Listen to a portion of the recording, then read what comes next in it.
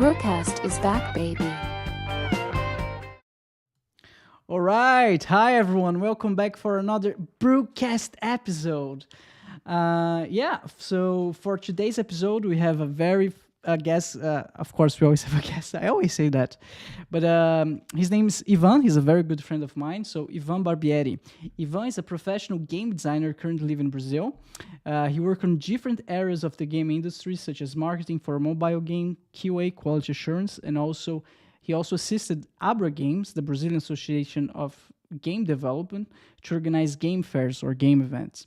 He's currently working as a producer at Puga, which is an amazing art sourcing company for games in Brazil. But before we dive into today's interview, I have some announcements to make. So last week, we introduced the BruCast shop, right? This week, we finally have the podcast in 1080p. So we are upgrading from 720 to 1080p. Yes! Podcast is always getting better. Baby steps, as I always say. And yeah, that's the news for this week. We also have some sponsors. Let's bring the sponsor list. 1 second. So our first sponsor is the BruCast store. As you can see, I'm wearing some merch, the BruCast t-shirt.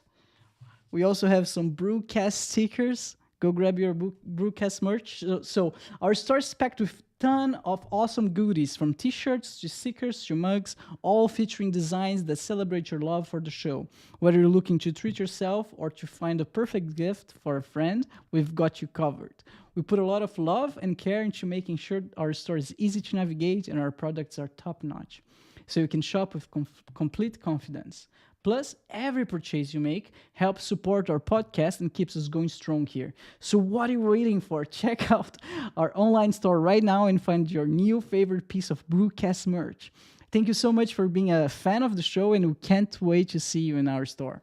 So the website for our shop is bru-cast.com/shop. I repeat, bru-cast.com/shop. All links on the description below. Our second sponsor of the day is The Right Frame. So The Right Frame is a premium art print online store selling high quality and exclusive art pieces for a fair price. By choosing a piece of art that speaks to your personal style, you'll be able to create a space that truly reflects who you are. Whether you're looking to add a pop of color to a neutral room, or you want to create a focal point in your home or office wall, The Right Frame can make all the difference.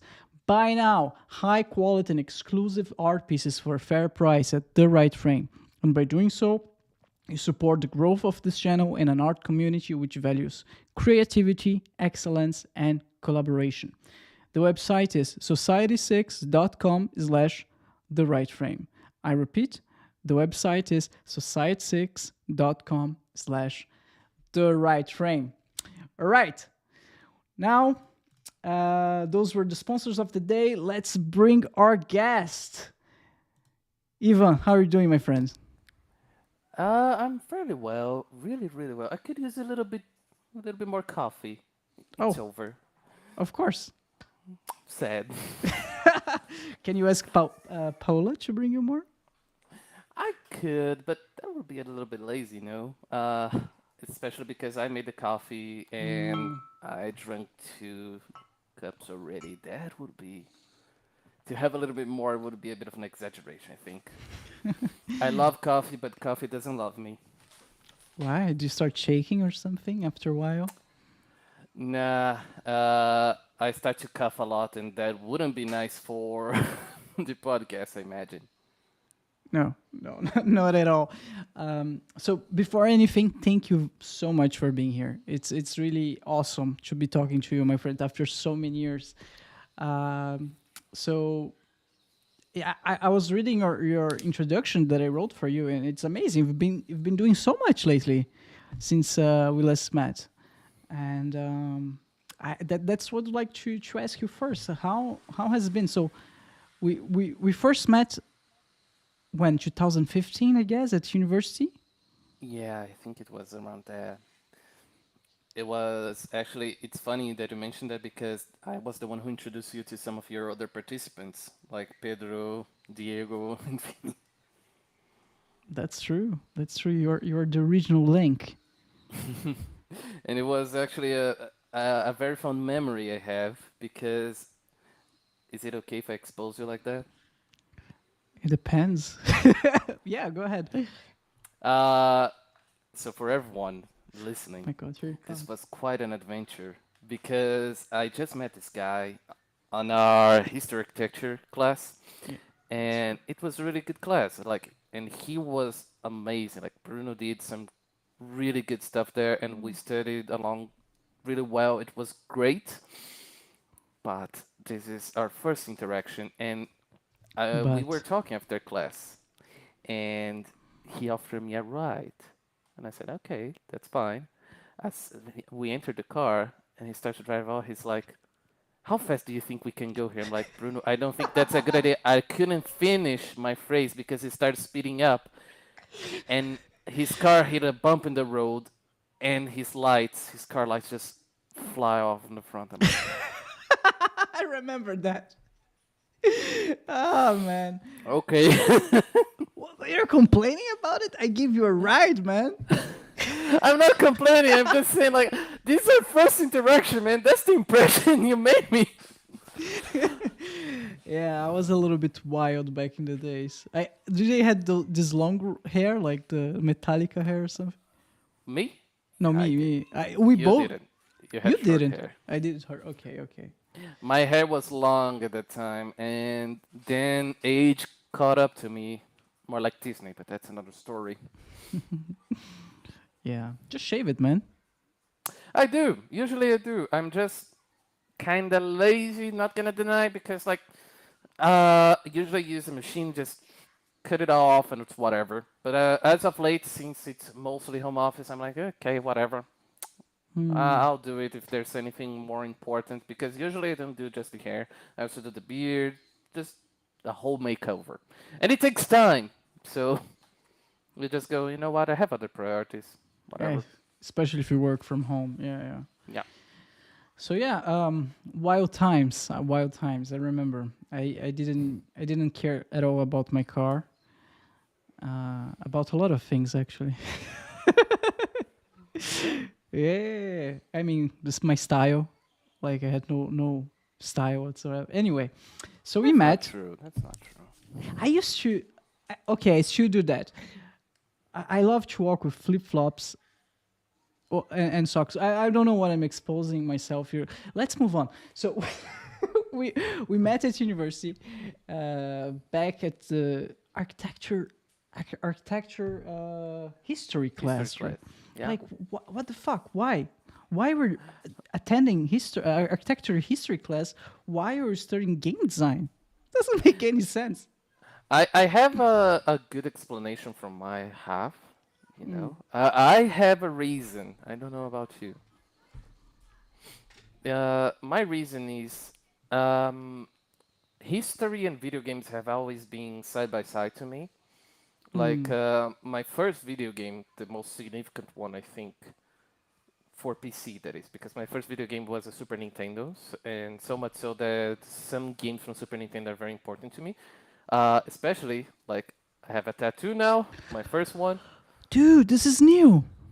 Yeah, I did it last year. So Donkey Kong right here, my little love. So for those who are just listening, Ivan just tattooed the Donkey Kong logo, right? From Yeah, Donkey Kong Country? yeah, it's a Donkey Kong barrel. I tried to make it closer to the first edition, like the Super Nintendo version, because they changed the design a little bit for the newer versions.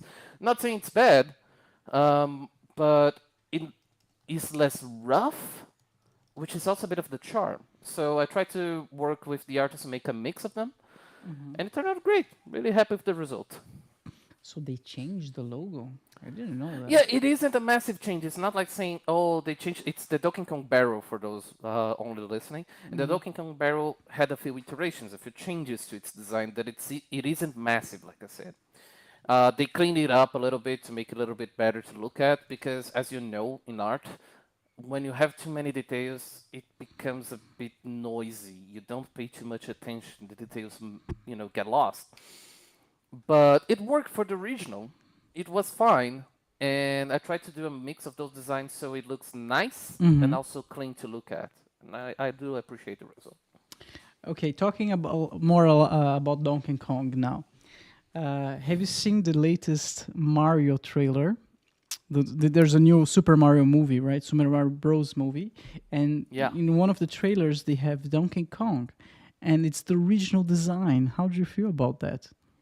I like it. I think it's cool that they're doing so many callbacks because the history of Donkey Kong and Mario are very intertwined when it comes to both lore Yeah, and their video games.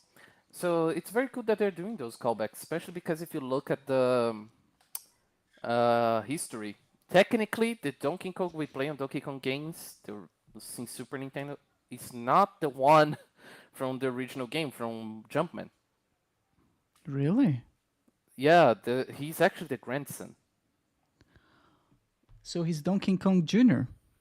Donkey Kong Jr. Jr. Because Jr. is Oh another yeah, character. really. Oh wow. That's not very. They don't explain that at all, right? Just the fans They know it. they don't openly explain that. It's only explained if you play Donkey Kong and the original, because Cranky Kong, which is the old guy who's often showing up and just whacking Donkey Kong on the head with his cane, he is the original Donkey Kong. And it's Really? very cool because if you play the original Donkey Kong games, this is something only the fans will pay attention to. Cranky Kong is playing this little, I don't know the name, like it's a gramophone kind of thing, like he's spinning the crank and it's playing a music. That is the original Donkey Kong song. And Turntable. yeah, he's just Turntable. playing that. Yeah. And then suddenly, Donkey Kong just drops a bomb and kicks him off the stage, and that's him playing the new Donkey Kong song. And it's cool to see, like, it's kind of a callback, but it's also a signal to say it's a new generation. For new Hmm. players, that matters a lot. It's not something you think actively, like you're like, oh yeah, this is something. But it's cool because people realize we're starting a new generation. It's a new character, a new way to play, and people will separate a little bit more. That's a little detail that marks any game that makes people realize, okay, changes are coming, and I shouldn't expect the same experiences before. Okay. I see I your went point. far. I'm No, sorry. no, that's perfect. I see your point. But what about Mario? It's the same Mario. He's immortal. This is funny as well because people mention like, how is Mario like he didn't age one bit, but all the gorillas seem to age really fast in this world. Uh, yeah, that's the only thing that Nintendo in general doesn't explain. It's the only thing that's really weird. Like all characters age except Donkey Kong, and it's kind of weird because some other characters also age on the Donkey Kong universe, but Donkey Kong himself doesn't. Neither he nor Diddy Kong. Mm-hmm. Like there's another character. It's Dixie, I think it's her name. The She girl. also there's two girls. That's a problem, and they have very similar skills, and that's why I also get confused. One is Dixie Kong, and I don't know the other, but the other her first appearance is Donkey Kong 64. She's a Mm-hmm. child, and she ages like in the latest Tropical Freeze and Donkey Kong for the newest consoles. She's older, like she grew up from a little chimp to this teenage chimp, and the difference is very notable.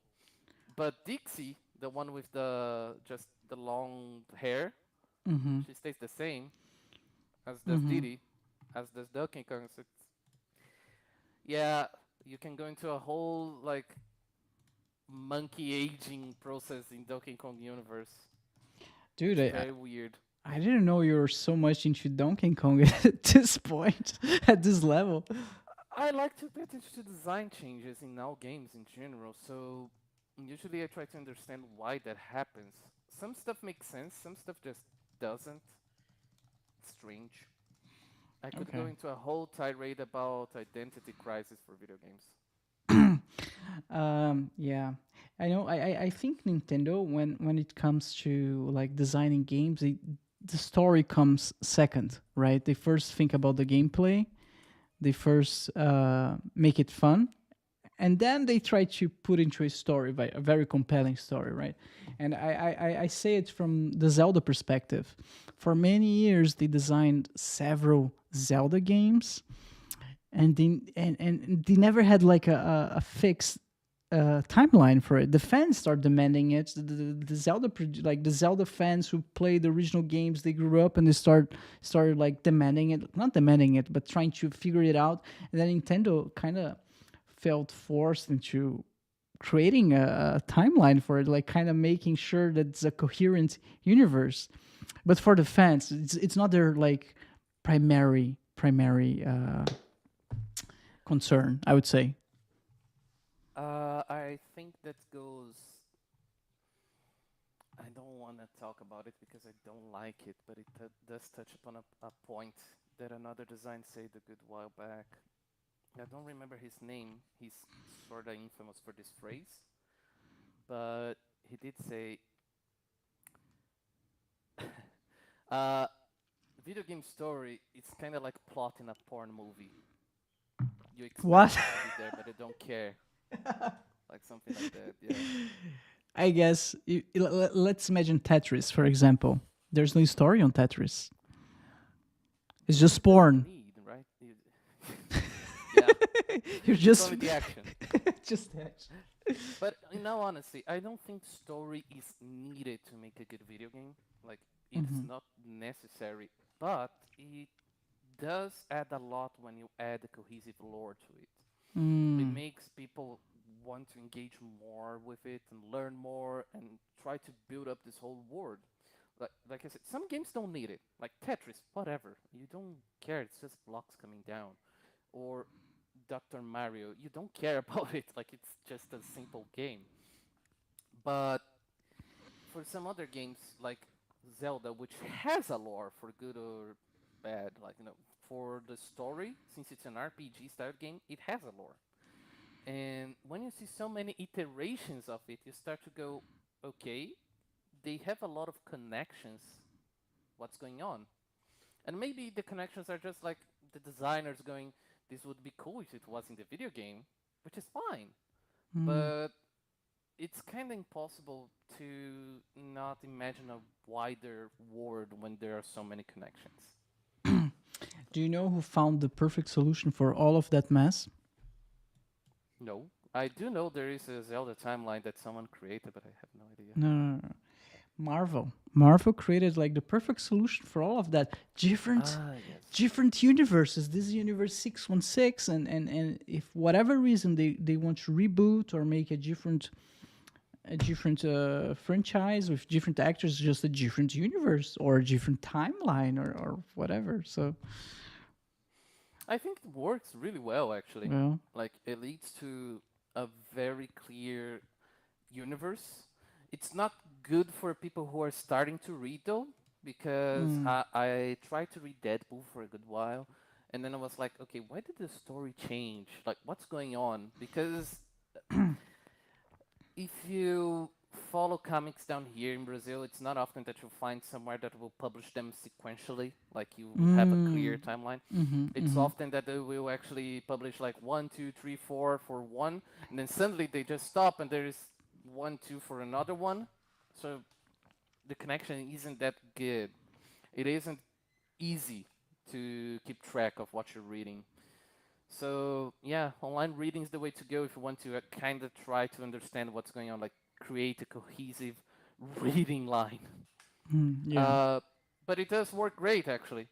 It does lead to some very annoying discussions with some of the more traditionalist people, but it's their problem, not mine. Or yeah. No, it's just that they, it's a small tangent, but they start to go like, oh, but Batman got worse because in my time he was like YXZ. Now look what they did to Batman. So like, your Batman still exists.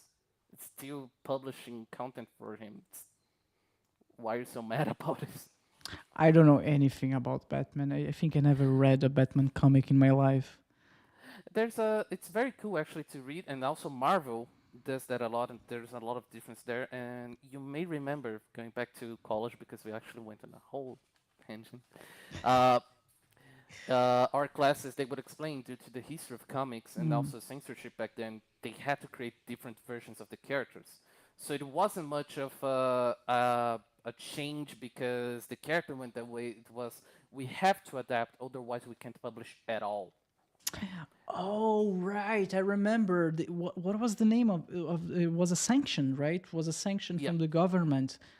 yeah. It was a whole time of censorship, which they tried to implement things to protect the youth.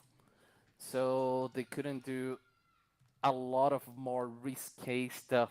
You couldn't have a lot of violence. You couldn't have a lot of touchy subjects, which is hard when you're dealing with superheroes who are literally fighting crime. So much so that this created a lot of very controversial moments in history for comics, such as the fridge. The fridge is a very iconic one that is still used in another medium. I don't remember exactly the story, but a character basically got killed and put in a fridge, and they don't show it. They only show like an open fridge door, partially open, and the other character reacting to it. I think it was Green Arrow. Green Lantern, I think. So, Ivan, I'm trying to share my screen, and I'd like to know if you can see it, if it works. I shared, No. I shared the link with you on Ah, the the link, yeah, for the just stream, right? yeah.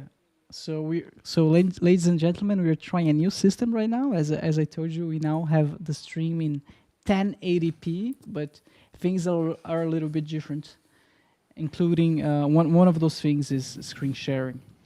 So I'm not sure how it works. I'm seeing it. I'm seeing it right Okay. there. Okay. Right there on my other screen. But for me, I think it's going to show right. No, it's here. It's right. Yeah, I was right. There's the It's a, screen share. it's confusing, right? I'm fortunate to have two screens. Otherwise, I'd be very lost right now. Yeah. Yeah. I think the best way is just whenever we're not sharing anymore, just minimize it. Yeah, Otherwise, it gets crazy. Okay, so I think it's Green Lantern. yeah. It's Green Mm. Lantern now. I see here, and this created a whole. Um, how do I say? A whole trope. I think that's the best way to do it. Of fridging characters. Like you wanna remove a character from the story, you just fridge it. It dies, it disappears, gets removed. But yeah, that's what one of the good examples of how they couldn't show anything. The character was very censored, everything. That's what originated a classic Batman trope of punching someone, and instead of showing the punch, it shows this word in the screen going suck, po, punch, Really, that's where it comes from. because you couldn't show it, so you had to tell it. So I found the name. The official name is Comics Code Authority. Yeah. Sounds very authoritarian. Yeah, Comics Code Authority. But I don't know if it's okay to go back to college and just Of wrap course. that up so people don't get lost because that's a big tangent. You see, you're a better host than I am. So let's let's go back to college. So we met each other at a ancient architecture history class, Yeah. and we became such good friends that you presented me the whole crew, right? Pedro, Diego, Vinicius, Gustavo. There was someone else. We used to call him Matthias, but his name is Matthias. Matthias, genau. And genau, I'm sorry, I'm speaking German, of course. And we all became such good friends that I said, dude, I'm going to make the final thesis with you guys. You're awesome. And it was actually awesome. Our thesis was pretty cool. I do love Goofy. Like the whole character and all the art you created was really, really good. Um, I think it's good for your ego, if you don't mind, to point out that it's still being showcased there and it's still being shown as a good example of marketing art created for documentation, all that stuff. Like the art you did, top-notch stuff. Oh, thank you, man. was a lot of fun. I can say that. It was, and it was also a little bit frustrating. Um, there were a lot of things I didn't quite like, but I think that's because I was still learning a lot of stuff as well. It does link with my current role right now, what I'm trying to improve and find my how can I say, my direction in a way, which is to work as a producer. That's when it all started. Really? So can you tell us more about that? How was this discovery? Yeah, I'll try to summarize because it does connect a lot with all this thing I did, all the process I did, all these careers. It's like when I left when I started college, actually, I didn't know what I wanted to do. I just knew I wanted to work with video games. So I didn't Mm-hmm. know what I was good at. I Mm-hmm. felt like I suck at art. I suck at programming. I can kind of do modeling, but I'm not good either. Uh, I also suck at animating, so great. Like, I'm not good at absolutely anything that a video game uses. I just could do a lot of small things here and there. I think maybe the best thing I did was write, which is good, but you could argue it's not the most essential part of a video game. So once we finished, I was really lost. I was helping ABRA Games. I did an internship at Disney to try and learn a bit more about what they did and maybe learn more how to find myself professionally. That's where the hair's gone because Disney doesn't like guys with long hair or a beard. Like I'm never removing my beard again. I did it for Disney. Never again. It was awful. Uh, What position you worked for Disney? it was in the parks. They have this really cool international internship program where they give you housing and they help you with a lot of stuff. It's good for a first experience, especially if you never lived alone. Or, and it's also good as a very first work experience because they help you a lot. They offer a lot of resources to help you learn, and they teach a lot of how they work there. And it's cool because you learn a lot about prioritization, communicating with people because you have to do that 24/7 while working there. It's I worked at the attractions. For those who may look for me, you will find I worked at the Aladdin's Magic Carpet, Enchanted Tiki Room, and the Robinson's Family Treehouse, which I think they changed that. I don't think it's there anymore. I'm not sure. But yeah, it was really cool because I also really love design in general, just how design works. And Disney is a masterclass on doing design. Mm-hmm. Mm-hmm. They do a lot of mistakes, but they do a lot of stuff right. Mm-hmm. After I left there, I actually landed a job on mobile marketing. It was really luck. I was helping Abra Games during one of those events, and since I spoke English and I help people proactively, this guy looked at me and said, "I like your attitude," basically, and he hired me to work for this mobile marketing company. It focused mostly on analytics, and it's a fascinating world of marketing because a lot of stuff we imagine on traditional marketing is very different on mobile. Mobile is very numbers based and analytics based, and they have a lot of tools to find the ideal user for their games if you have the money. For instance, Facebook at the time they were just starting what they call lookalike campaigns. When was Basically, that? that was in 2000. Oh man, it's hard to remember. 16, 15? So we finished university in 2016. Yeah, it was around there. Okay. Okay. Years get really jumbled up in my mind, so you have to help me out. I would say it's 2017. I'm guessing. Around there, yeah. Yeah. Okay. So it was good. Like basically, they were starting these Facebook lookalike campaigns, and it Mm-hmm. was brilliant in a way because what they did is they would you have a few users you got to your game, and you find these users who spend a lot and they are just very active, and you're like, I need more users like this. So you get these metadata. Metadata is important to distinction from data because you can't really tell who is who. You only have meta details on them. Like you have data that points they are of X age, of Y style, and they like Z stuff, but you don't know who that is. Like you can't tell who that person is technically.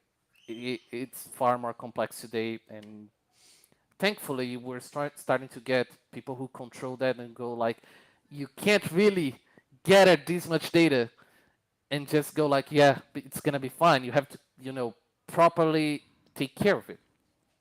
Anyway, and they would get this data, give to Facebook, and say, I want more users like this. And Facebook would be like, say no more. And they would just find people who had similar personalities, who had similar tastes to get them to your game. So basically, you could really double down on these people who are working and make sure your game would have a longer life by getting more people like that. So you're helping again. Which game company? It wasn't a game company. It was a mobile analytics company called Tangent at the time. Tangent. Okay, so you're helping Tangent to get more players through Not Facebook. Tangent. We were helping other companies. So we didn't work okay. only with Facebook. I only give Facebook as an example, but there were many others. You will see some of them when you analyze the SDKs of your app. For people who don't know, you can actually scrape a game or an app on your cell phone. There are tools for that, and you can get the SDKs. The SDKs are basically little packages companies give them, like, put this code on your game so we can work with you. And you will see a lot of these companies who use analytics, who also offer ads. And some of them are better, some of them are worse. You just have to continuously optimize your app. It's a very iterative process to make sure you get the best results. So small companies usually won't have the tools to do that, but bigger ones will often be doing that, and it will most of the time not feel it because apps are so small. They have such small. They occupy small space on your cell phone, so downloads are usually very fast and all that stuff. It just works in such a way that you don't feel it. But you have to do that often in order to make sure your app continues to bring money, bring users, because the mobile marketplace is very competitive. Very. It's At the huge. time, I had to go to events.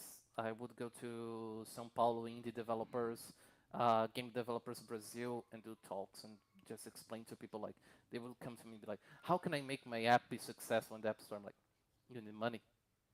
There's no better way of saying it. I'm sorry. The money for so they can get more eyeballs, so they can get more Yes. publicity. Okay. And they were like, but my game is good. I just need word of mouth. I'm like, your word of mouth is luck. Like, your game's not going to be Flappy Bird. That was luck.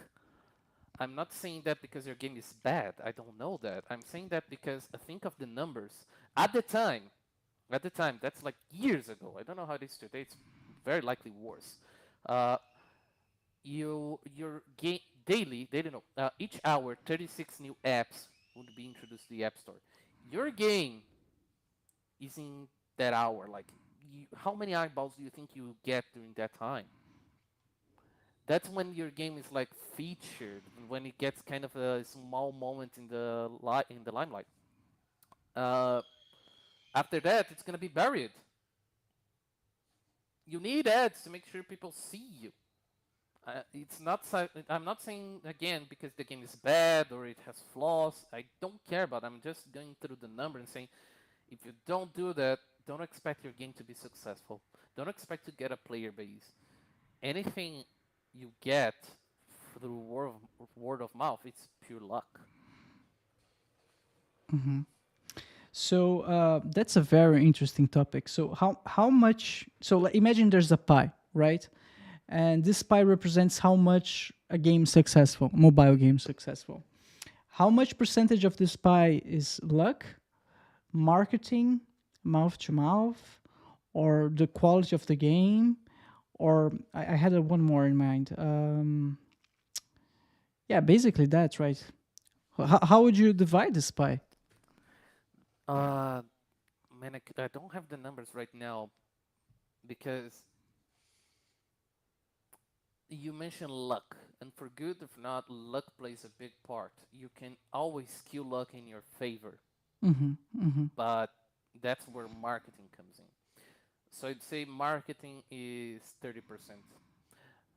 A good game would be 20% because a good game is not important for people to play it, but it's important for retention. These are two very different aspects. Mm-hmm. So if you have a good game, people will stay on it, and that's important. Uh, but if you only want people to get into your game, it's a very small percentage. Like it's a very small part of it. And luck, I would say it's around 40%. 40%. It's one of the biggest ones then. Because you will always be affected by factors who are out of your control. Marketing can help you reduce that, but it's help. I will Mm-hmm. give a very poor example, just to make it side by side. But you may be affected by factors so out of your control. You just go like, the world conspired to screw me over. There was this game that was kind of apocalyptic. It's more popular in Japan. I don't remember the name right now. But basically, they had this whole stage in which the world is just ending. Like you had to escape it, and they when they did it, it's kind of like this whole earthquake going on. And then at the same time that they're about to release it, there's there was an earthquake that damaged I don't know where. It was very bad. And they were like, if we publish our game now, it will be in very poor taste. It Mm-hmm. won't be good. So they had to kind of pull them out of the shelves as they had already released some of them. It was very unfortunate. But what you're gonna do? On one hand, if you continue to publish it, it will burn your image to the ground, even if it's just a poor coincidence. People don't go, "Oh Mm-hmm. well, it just happened. It doesn't have any connection." The average consumer will most likely go, "Man, how dare they release this right now when there's this earthquake going on?" Even though they may have released it before, you know. There were other games that I don't remember. Like I see these cases a lot, but I don't associate the names. There was another Japanese game where there is a stage where a plane gets thrown into a tower, Mm-hmm. and while they were developing this whole stage, 9/11 happened. Spider-Man 2, I think. Spider-Man 1, something like that. Yeah, yeah, I think it was Spider-Man, Yeah, the and movie. it was Yeah, over. yeah. They were like, shit.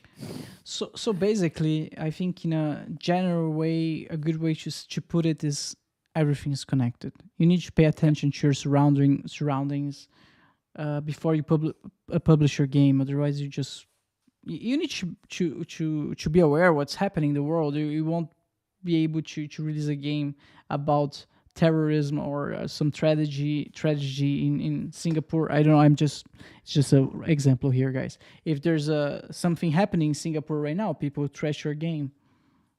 Yeah, you have to be very aware. And that's not to say you shouldn't make your game or shouldn't publish it if it has something a little bit more like that. But it may happen that something will happen around you that you have no control and will impact your sales and will Mm-hmm. impact your Mm-hmm. the popularity of your game. It's That's why I say luck and marketing. Marketing can help you, but it won't be the all-out solution, the silver bullet to make sure your game is successful. Mm-hmm. Mm-hmm. It may not happen. You may be burned by something out there. Um, one more question. Uh, how can game company minimize luck? I would guess that a good track record of good games, it's a good way of doing that. For example, let's just give an example. Rockstar. every game that Rockstar launches and they release, everyone loves them, right? So they have a track record. So it's expected that the next Rockstar game will be a success also. I would say that having a good track record also minimizes the luck. Rockstar is a weird example, Oh, okay. but Why? they have a lot of story on both good and bad, you know, Oh, all right. track records. It's very cool some stuff they did because Rockstar is clever in the sense that they use controversy to their favor. They are one of the first companies to just go all publicity is good publicity. But that's because their game had nothing really controversial per se, you know. It's Okay. like, oh, you'll have a game where you go and blow stuff up. They are not the first game to do that, and anyone who looks at it will be like, yeah, it's so abstract, and you're not doing that out of hate or anything like that. It's just you're blowing anything up for shits and giggles, and it's a video game, so whatever. So people who are more traditional may go, oh, this is the end of time. It's gonna be corrupting our youth and all that stuff. And then for Rockstar, it's like, yes, Money. talking, keep talking. But Rockstar also did burn themselves with a few controversies. One of the more iconic ones is the Rockstar Wives, which is the controversy they had in which their employees had to work extreme hours to deliver games, you know, and it was really bad. Like the game turned out good, but at what cost? And this does burn their image. And this isn't the first game they did something like that. One of the games that is has a very sad development history, but it's not Rockstar. It was one of their. It's not subsidiaries. I don't know how to say that. It's LA Noir. LA Noir is an amazing game, but the whole development was so hellish that they just. But the players died don't to care. The players don't care. We care players- because we work in the game industry. We want to work in a company that values us, that treat us like decent human beings and care about our well-being and pays a good wage. But the players just want to have yeah, fun. care. They That's don't true. care. So I don't think that's a problem for the players. Even for the It final isn't- for the product, it's not.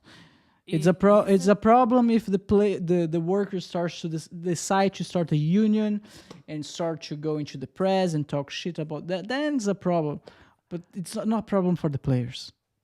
It is in an indirect way because what happens is that developers that are suffering or having issues like that, like I said, LNOR is a good game. You play it, it's a very good game. It was very innovative for its time, but its development was so hellish that it didn't matter how good the game was. They couldn't afford resources to properly market and get a lot of people, you know, to play it and make it work. The studio just closed due to the problems on the development side. Rockstar didn't close. Not Rockstar, that's what I said. It's like they're kind of a subsidiary. I don't remember the name exactly. It was the developer Eleanor. You can, let's see the name of it. Two screens to the rescue.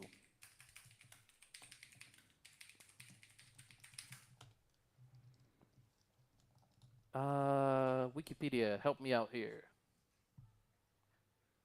Yeah, Team Bondi. Okay, so Team Bounty closed because of poor working conditions. Basically for the development. And it Okay. sucks because the game, like I said, it was good.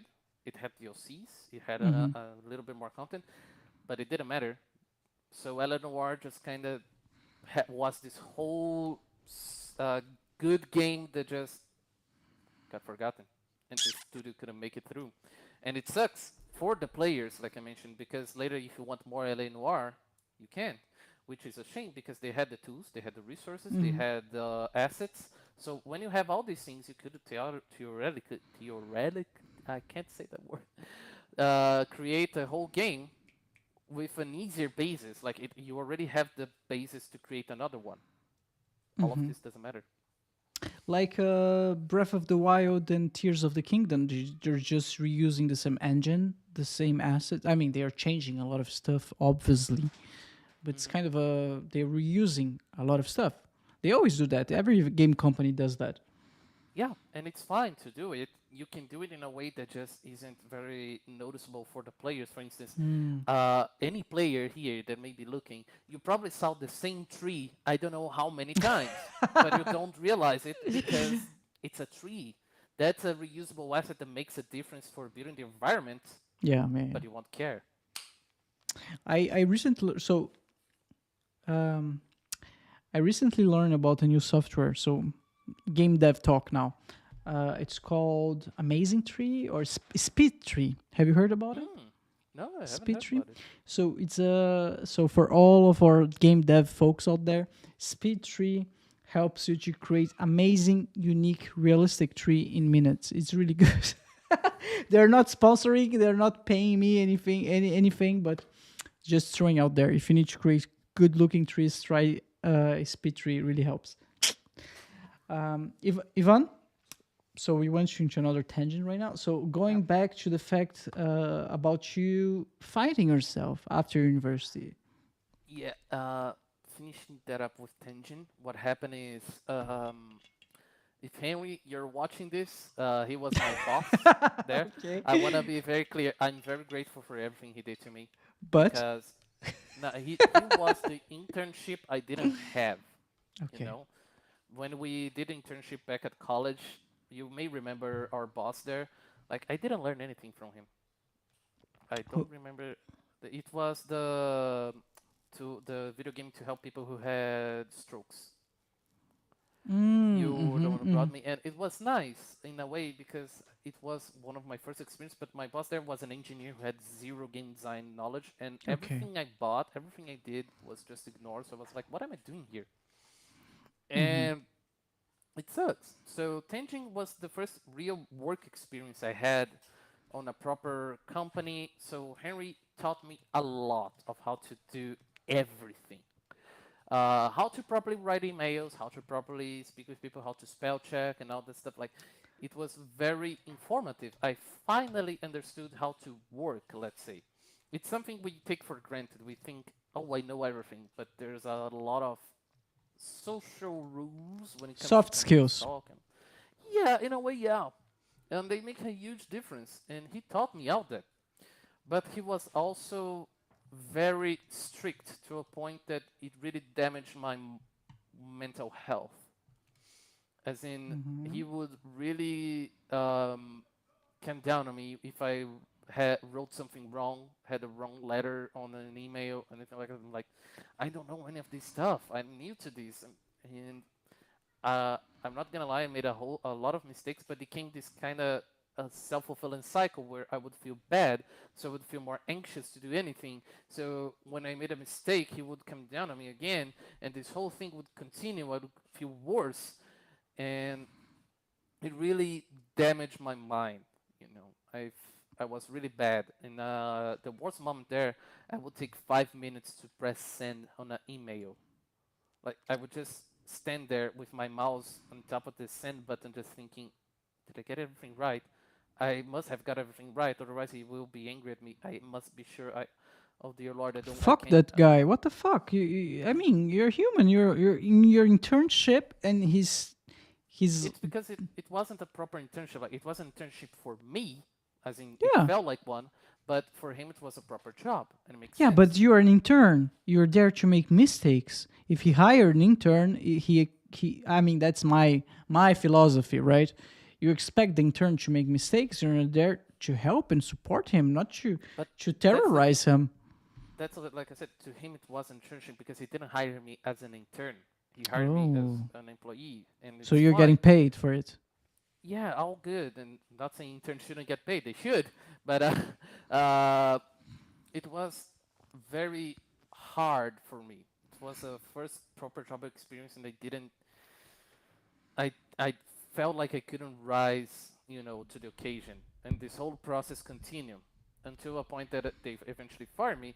And if I'm gonna be honest, it was the best thing that happened to me because there was this whole day where I went off to eat lunch with my mother, and she asked me, "So how's your work going?" And they just break down crying.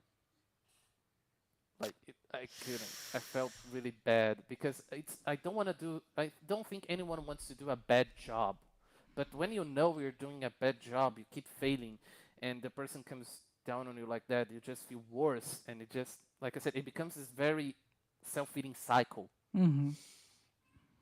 So I started doing therapy after while I was there, but then I got fired, which was great. It really helped. I started taking care of myself, I which was got really good. fired, which was great.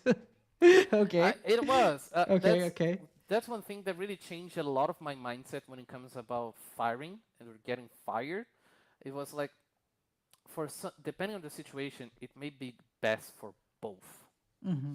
Mm-hmm. Because, like I said, no, I don't think anyone wants to go out there and do a bad job. I don't think anyone wants to go to do something and be like, "What I'm doing shit. I feel like shit." Because for good of or for bad, it's a reflection of of who you are. You Mm-hmm. know. So after that, I start to try and find myself again. Like, what can I do? And with therapy, I start to see a lot of my strong points, what I do well, and what can I invest into. And that's what got me into. All through all of that, I'm still helping ABRA Games, still going to game fairs and working on them, creating them, and doing some odd jobs for them. And that's when I got hired by Level Up to do Q&A, and it was really good actually. That was the point where I realized, okay, I'm not so bad as I thought I was, because there, uh, they had just recreated their whole Q&A team. For those who don't know, Q&A is quality assurance, and quality assurance is for a lot of people who don't know about video games, it will be like, oh, you'll be playing video games all day. That's gonna be fun. It's not.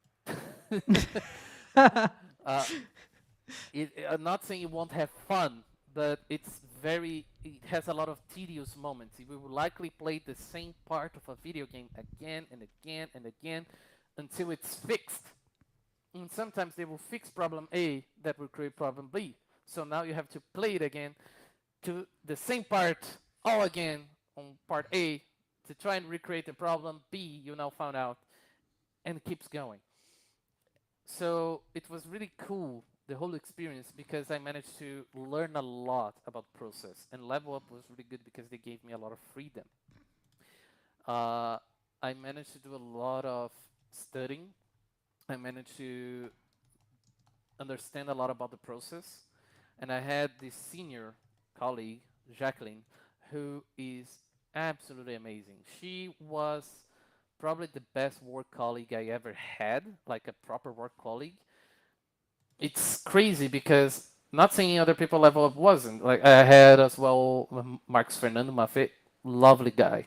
Really like him. I miss him dearly. He didn't die. It's just that we didn't speak in a long time. Uh, but Jacqueline was this kind of person which you just vibe well when working. We had different opinions. We had a lot of different opinions, but we got along well still, and we still made great work together.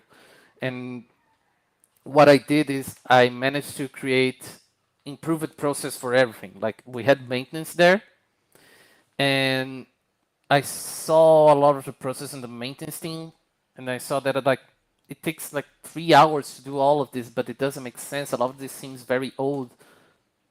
It shouldn't happen. So I started studying how the whole process happened, why it happened, and understood all that. And that's how I managed to improve a lot of maintenance there from like I said, 3 hours to 30 minutes. That's how much I managed to change. And it made me feel really good because like I did something really good here. Very tangible difference. I also managed to introduce a lot of improved processes for maintenance and updates. So much so that Gravity, the developer of Ragnarok Online, for those who don't know, they actually said, "We like your process so much, we're going to be introducing this as a standard for other publishers here, other distributors of our game. Thank you so much." So Mm-hmm. that was really good for me. Like it really helped me rebuild my self-esteem. And the whole environmental level up for those who may be seeking, it's really good. It's a good company to work on. It's a good company to learn and maybe eventually find your footing on other companies. Unfortunately, level up is in that stage where it's a really good environment, but doesn't pay well. so you will inevitably jump to another company. And Um, yeah, I mean, just a comment on your previous work experience. You got fired, and I would say rejection is protection, man. If you got rejected, means that it was not the place for you, and you yeah, actually were happy about it, right? So luckily, you end up at Level Up, which was an amazing experience. And as I can see, I'm sharing the screen. Uh, you guys worked on Ragnarok. That's crazy. That's pretty cool. Ragnarok Uh, is a very good game, even though it's kind of aged right now. It still fits a niche that no one could fill. it does. It's like World of Warcraft. I would say it's a niche, right? People who love it, people who play it, they love it, and they play it forever for the rest of their lives. So that's pretty cool, Ivan. Um, so what exact? I'm not sure how much you're in liberty of sharing with us, but what kind of impact you had on Level Up? So you told us that you helped make some process faster, right? So in Ragnarok, so I can see that you guys Level Up worked on Ragnarok, Perfect World, and Hype Games, Hype or Games was it started kind of while I was there. It's their own storefront. okay, okay. So you work on Ragnarok and Perfect World, basically. And Combat Arms and Warface. Okay, for how long did you stay with them? 2 years. 2 years. Okay, right. And unfortunately, as you mentioned, the income was not ideal, so that's what pushed you to move forward with your career. It wasn't just that, honestly, because it's a good, like I said, it's a good place, and if I could grow in there, I could. Level Up offers a lot of opportunities for people to grow within their company, which is nice. It's something not a lot of companies do, but I realized upon analyzing everything I did that I really had a fit for the producer role. That's something I realized I did a lot back in college and in other projects I worked as well. So I thought maybe if I do this shift to another to this position, I may finally be able to use all my skills to the max. So let's give it a shot. And I started seeking a company who would take me because I was starting as a producer. So I needed someone who would accept a junior producer. And it took a while. I got a few offers that, while nice, I would really lose money, like a lot. I was willing to earn less, but not that much. And I was very fortunate to find Puga. So that's where you went next, Puga. Hmm. Okay, I was very excited about talk about Puga because as an artist, I researched a little bit about Puga, and apparently Puga, you guys are an outsourcing art company for games. Yeah, That's amazing. it's really good. It's a really cool place to work at, and it's really cool to work on many different games from different styles, different platforms, and just see the art direction that, and try to fit that or maybe even improve upon that. It's really cool. So, as a producer in an outsourcing art company, what's your day-to-day life like? It's hectic. Like a lot of stuff happens. All right. It's very strange because sometimes your days will be very calm to the point that since your job as a producer, you will often be putting out fires or avoiding a fire to start. Ideally, that's what you'll be doing. Uh, but some days will be just calm, like nothing will be happening, and you will be like, something of wrong is happening. I can just feel it. It can't be calm. You just can't. Um, Daily, what you will do is go into meetings, make sure everything's being worked on as we agreed, the progress the tasks are having right now, to make sure we deliver the assets within the time we agree with the client and with the quality as well. All right. So there's a lot of negotiating, a lot of just understanding how things are going, trying as well to, like I said, find issues before they become issues, Mm-hmm. which is very complicated sometimes.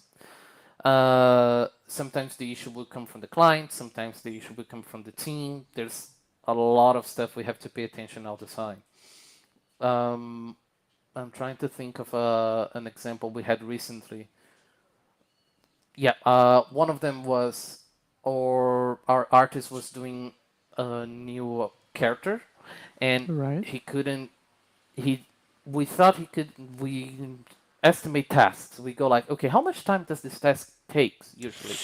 Dude, you're asking time estimates to an artist? You're serious? Not That's an the artist. hardest thing to say. We get usually an art director who has a lot Okay. of understanding to be like, okay, this task should take this time. Okay. Great. And then we start to go, and this artist takes like one extra day to do it for a task that was estimated to 1 hour and a half. We're like,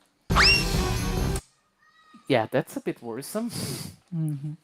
And it's the smallest task. So I'm like, Mm-hmm. I need to prepare a plan because if we can't catch up to this lost time, quote unquote, we won't deliver on time for the client. That's not good. So you had schedules, very tight Mostly, schedules. yeah. Okay. Okay. Mostly. We usually negotiate. It's not rare to negotiate, but we try not to do it because we agreed upon a time. Let's Mm-hmm. try to stick to it. Mm-hmm. Mm-hmm. I'm seeing right now the ones you're showing. Since we have a small delay for the one I'm looking at, you're looking at, I think it was Looney Tunes Mayhem, something like that. Exactly. I was looking at Looney Tunes Mayhem for a very specific reason. So I'm very impressed that you guys worked on it. First because it's Looney Tunes, but secondly because I also have a friend who worked at this game. It's um, Juliano. I worked with him at Ubisoft, and now Mm. I think he's working at Naughty Dog. He's an amazing Mm. technical artist, and he worked in this game. That's pretty cool. So you guys also helped developing the art for Looney Tunes World of Mayhem. Yeah, it was a very important learning experience for the company as a whole. We had to improve a lot of our processes in order to ensure we got everything right, because that one is a very interesting case where you work with more than one client in a way. Mm-hmm, You're mm-hmm. working with the developer, which I think was a queries, and you're also Aquiris, working, yes. yeah, and you're also working with Warner Bros. Because it's their intellectual property. So you Mm-hmm. have to make sure everything fits. Everything is right for both Aquiris and Warner. And this whole communication is kind of complicated to go into, but you have to always be talking with everyone, making sure everything's right. Like I said, you have a time to do everything.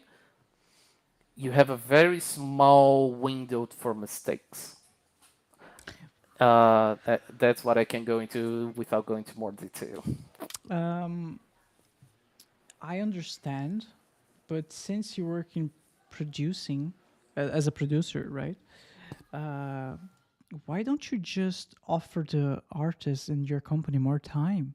Why don't you just say to the client, we actually would need 2 weeks instead of one to develop this piece of art? Why you guys try to be so rushy?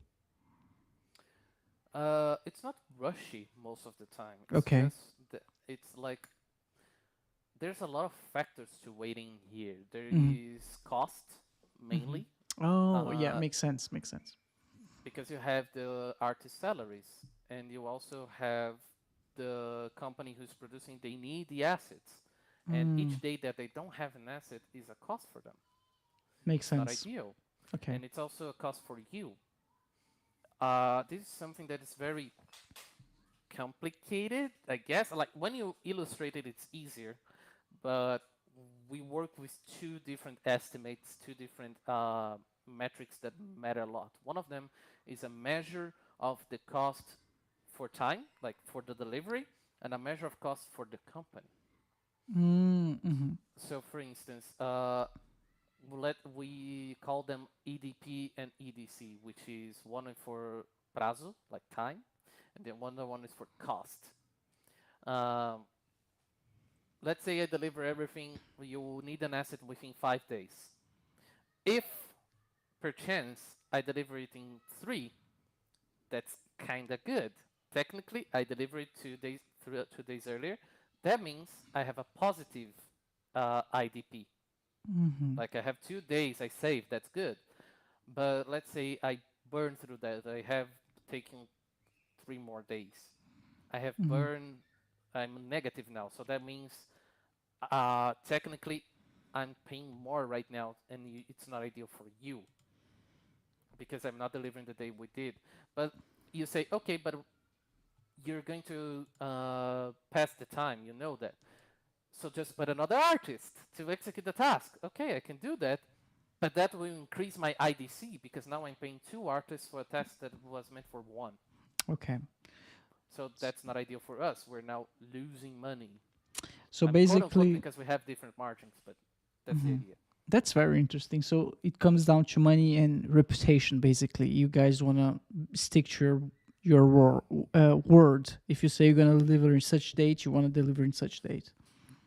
Yeah, it's you of course can negotiate this given different factors. Let's say you realize the task required way more and the client didn't provide that. If you can negotiate it and be like, hey, client, to be clear, we're missing this. So we reevaluate the task and it's going to take longer. Like, we can't do it. And usually, if everyone, when it comes to all these negotiations, everyone wants to come out, on top, Of but course. you have to be reasonable. So a lot of clients will be like, yeah, makes sense. My bad. We'll pay for 2 extra days. It's gonna be fine. Or sometimes we go, oh yeah, makes sense. Sorry. Can you still deliver it on time? And we have to say no. Like, okay, deliver what you can, and it's fine. That was our mistake. It must be tough, right? When you need to give this information, like, I'm sorry, it's not on time. Like, requires a lot of soft skills. Yeah, you have to really have how can I say it? I can't remember the word in English, like Say embasamento. embasamento. How would you say Yeah, it's embasamento? hard. You need to have a background information. Like, how Yeah, would you something just like that. something like that? You Yeah. you need to be you need to have your ammunition for these negotiations because, Okay. like I said, nobody wants to come down, losing. But someone needs to when it comes to these negotiations, and it's not so much a matter of I want the other person to lose. It's more of a matter of I want to find a solution that's reasonable for both sides. And that's how you negotiate. You have to explain your side, you have to bring your points, and the other side will bring theirs, and you will find a middle ground that works for both, ideally. Some companies are, let's say, stronger, and they will usually use that to strong arm the other one, the weaker company. But it's not ideal because when you do that, the other company starts to have less of a reason to do a good job. They will do a good enough job, let's say.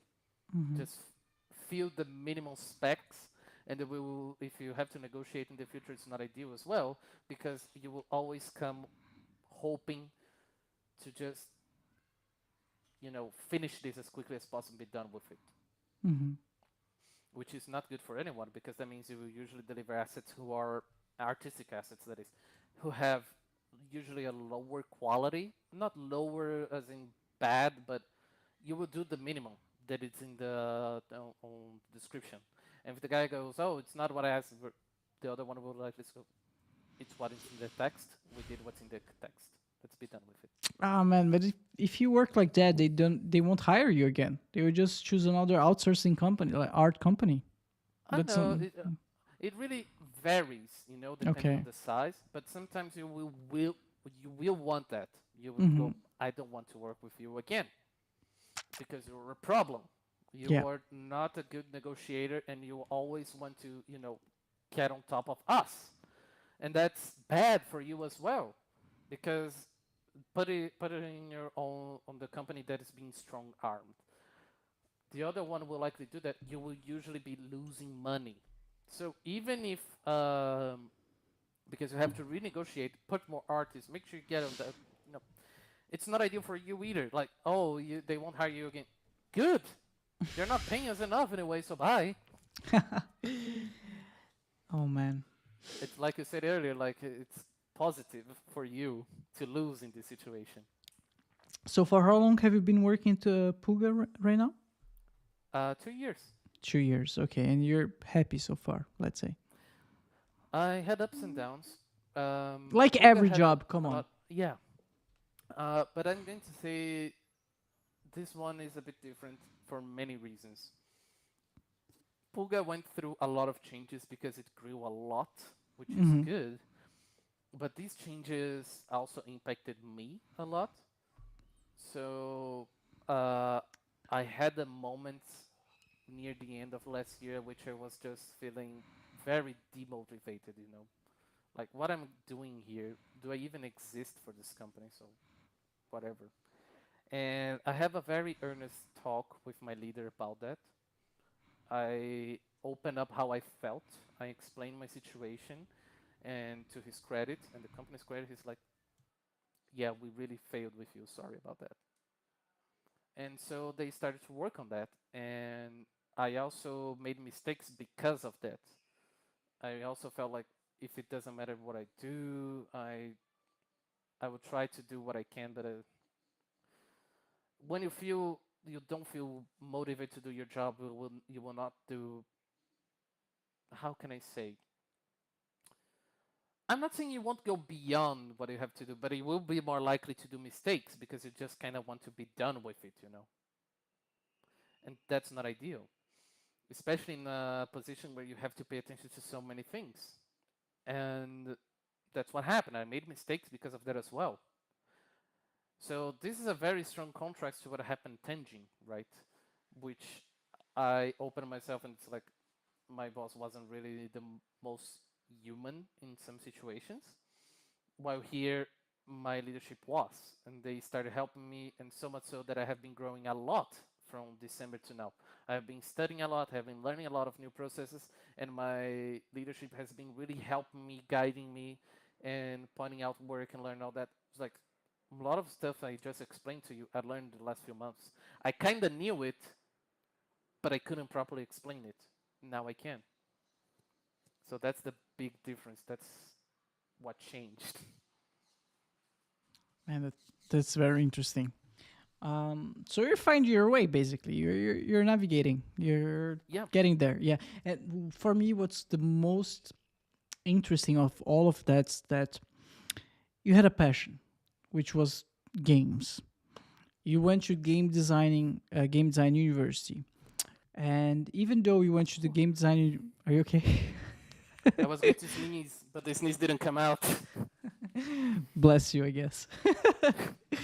So you had a passion, game design, and you went to game design university. And even though you finished game design university, and you didn't had an idea where would you fit into this industry, you persist, and you go from a job to another job, and you eventually find yourself as a producer in the game design in Puga, right? In the art outsourcing company, and that's very very interesting. That's very how to put it, inspiring, because I'm sure, Ivan, there's a lot of people.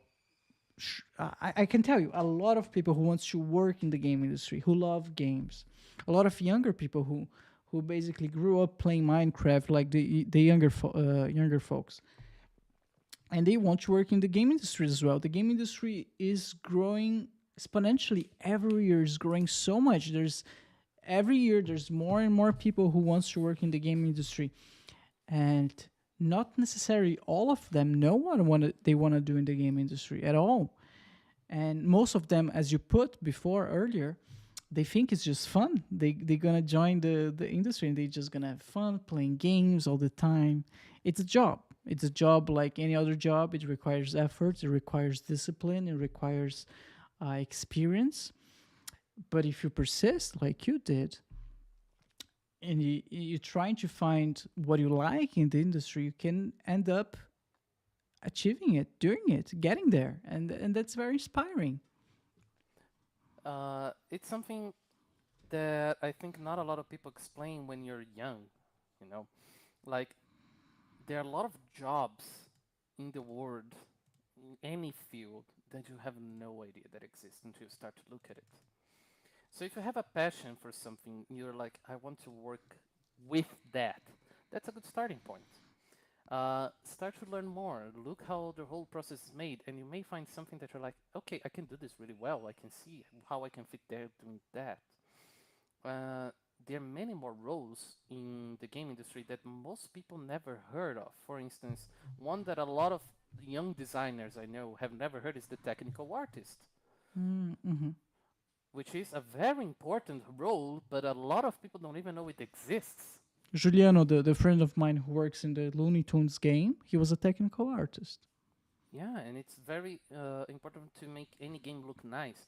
For those who don't know, technical artists is usually the one who handles particles and effects. And you may think, what is that? That is what you see in what you don't see actually in a lot of games. Like you will be seeing often, but it's not something you think. You will most likely think, oh, an artist just drew that, and it's not something simple like that. Technical artists will usually mix art and programming to make gorgeous effects to make a game look nice. Like a fire effect, which has a few particles coming out of it, a few, smoke effects or small fires.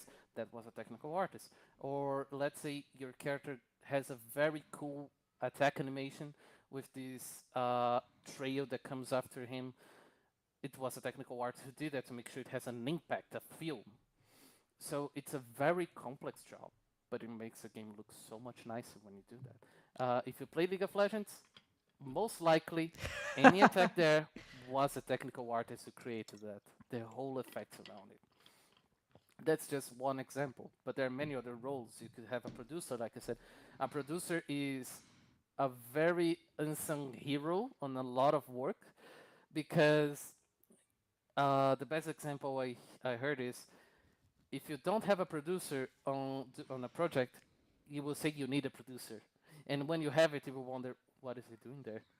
Because if he's doing his job right, you won't feel he needs to be there. He's the one who will find issues on a project and try to solve them. He is the one who has this high level view because when you're doing art on a project, you're not looking at code more often than not. You're not looking at the animation later, and your job will impact all of these. So it's the producer's role to realize, okay, what you're doing could have an impact there. Let me see how I can improve and make sure that it gets there fine. Or maybe something the programmer is doing is impacting the artist. Maybe there's something that's stopping the upload or the animation. It's the producer's role to go and understand with the programmer how that works and try to remove this blockade from the animator to make sure that he can do more in less time. So it's a very active role. Like since we work with clients in Puga, we're often negotiating because, like I said, I don't have a view of the programmer there, but our artist is going to go into their game. It's going to go to a programmer. I need to make sure that it fits their requirements, that I understand how they work, so our artist works. Sometimes it's the other way around. Something we do will have an impact there. Let me make sure that they understand that I can remove it here so it gets them easier. It's a very important role, and you will be working with many different fields, many different people with different opinions. So negotiation is the key skill you will need here. One of them, of course. There are many others, but this is a very important one always. Yeah, man, that's so interesting. So, would you say that the role of the producer is to make sure that everything runs smoothly? Basically, everything works well, and everyone has what they need, and everything is ready to be delivered on time. Basically, Yeah, because one phrase I use often to help artists understand this is perfection is something to be aimed at, but not to be reached. Don't just dare say that to an It's very, artist. They're it's gonna very important. work the whole weekend until it's perfect. That's why I'm telling them, it's like, don't. And I tell them also to my girlfriend here, my girlfriend wife. It's She's an very. artist. She does art. She also All right. programs. She does a lot of stuff. She's a teacher for kids, and she teaches them game design, computer science, and all that stuff. And she is very perfectionist. And I tell them, don't do that because everything can be improved continuously, non-stop. But if you keep doing that, you won't deliver anything. It won't be done. No one will use that. So what's the purpose of just continuously improving this small thing that may not be that important? Self So you pleasure. have to. It's not often that. I think it's some artists will be that, but for others it will be just this insecurity of people will not like it, which is what I find more Oh, often. all right. Okay. Which is fine. It's a very good thing that you worry about that, but it's not good when it starts to become this kind of infinite loop of development. Uh, I spoke with other developers who say they had to actually change fire a producer because he was a perfectionist and the product was not moving forward because of that. You can't do that. Like I'm someone who worries about what's going to be delivered for the final user. I worked with Q&A, so I know the importance of that. But I even as a Q&A, I knew some stuff can just go. You don't need to worry about that right now. Let it go, and we can fix in the future. For instance, Ragnarok is a good example. We had a lot of text issues because stuff was translated from Korean. Good luck with It was that. it was translated from Korean to English. So and then translated to Portuguese. So there will be a lot of weird translations, especially when you start to follow a story. You need to make sure it's cohesive. So let's start to fix this. But some stuff you can go, it's just text. Uh, Even though some people will see this, we can correct after it's launched. It's not a very hard thing. We need to focus on correcting bugs that literally crash the game, crash the economy, because these are the ones who actually block the release. If you release it with these, the game will crash. People won't be able to play. They'll be angry, or it will crash the economy. Fixing that is gonna be nightmarish. It's gonna take so much longer. But text, we can do small fixes now and then. Whatever, we can just keep going. So long as it's nothing offensive or absurd, it can wait. Definitely. And nowadays, Ivan, I would say that every game, I would say every game, in my opinion, they always count on the day one patch.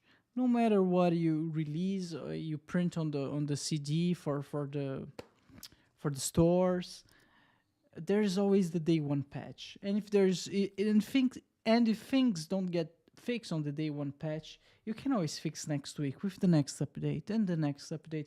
So it's a very I would say games nowadays they're how to say that in English? Iterative process. Yeah, back in the days, PlayStation 1, Nintendo 64, GameCube, and then I would say even though even PlayStation 3, and Wii, of course, Xbox 360, games were meant to be final at release. Games had to be polished and 100% done at release. Nowadays, most game companies don't think like that. That's not the mindset. They're gonna do their best to have the best polished game, most good looking game at release, but they know there's gonna be update number 1, update number 2, and they're gonna keep updating. Some companies, they even update their games 1 year. They keep updating the games even 1 year after launch, because and that time frame, they are counting on that time frame, that window, to finish their game. I don't like that, but that's the reality, I would say.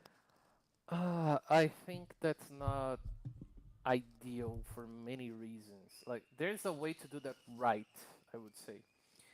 Uh, like I mentioned, if you release, you have to have a ruler like a measure to say this is good for release. Like I said, if there's something wrong with text, that's a small thing. You can fix that later. But if you have this main quest that it's so buggy you can't proceed, you shouldn't release like that. You shouldn't. Yeah, it's very different, I would say. Um, I'm gonna use an example here that is All Cats Pathfinder Kingmaker. It's a good game now, but I played upon release and it was not playable, if I'm gonna be honest. Quests would miss items, like they wouldn't spawn, or characters would bug. I had to restart my whole gameplay 3 times, and since it's a long RPG, it's basically wasted time. I'm sorry, what's the name of the game again? It's Pathfinder Kingmaker. And it's a shame because the end result is really good. But for those who are early adopters, you just go, this is shit. Like, this is so frustrating because I like it and it's not working. So that's a very important uh, rule you need to have. I understand Allcat isn't the biggest studio out there, so it's kind of forgivable in a way, but and they were very proactive on fixing the bugs. But you shouldn't count on that, you know, and it's not good for consumers in general. So much so that right now there's a whole group of players of consumers who call themselves patient gamers. They're- Really? yeah, and they basically go, I won't buy this game until it's finished. I can wait because so many people got burned with games on release because it's something so common right now that they just go, why would I buy it upon release? Whatever, I'll wait. That's so interesting. So, patient gamers. Yeah, I would consider myself a patient gamer. I didn't know what there was a name for it. Dude, I totally identify myself with patient gamers. Every time that I bought a game on release, I was just frustrated. And every time that I bought a game 1 year after release, I was just enjoying enjoying the hell out of it. And I would say the hype train is a factor for real, but it's a very bad one because whenever the hype is around, it just clouds your experience while playing. It's yeah. it's horrible. Every time that I played a game when the hype train was around, like when it's hyped, was just not as enjoyable as the ones that I played afterwards. And I'm sure I'm not the only one. I think it's becoming more common each day that passes because more people are realizing that they're going. This game I bought upon release, it's bad. I can't play it. I It's have to not wait. bad. Come on. I get it. But I get it. some games were just really really bad upon release. Like I'm gonna use Cyberpunk because that was the most prolific recent one, and it's a decent game now. But that's the thing, it's decent, and upon release it was horrible. It's not like No Man's Sky, who upon release was mediocre. It's not. It wasn't even terrible. It was just terribly mediocre. And now it's a very good game. But They but grew up on that. it got released on when 2016. Yeah, Like something like that. it's been so many years, and just now it's a good game. It's crazy. That's what I'm talking about. It's But to be fair, the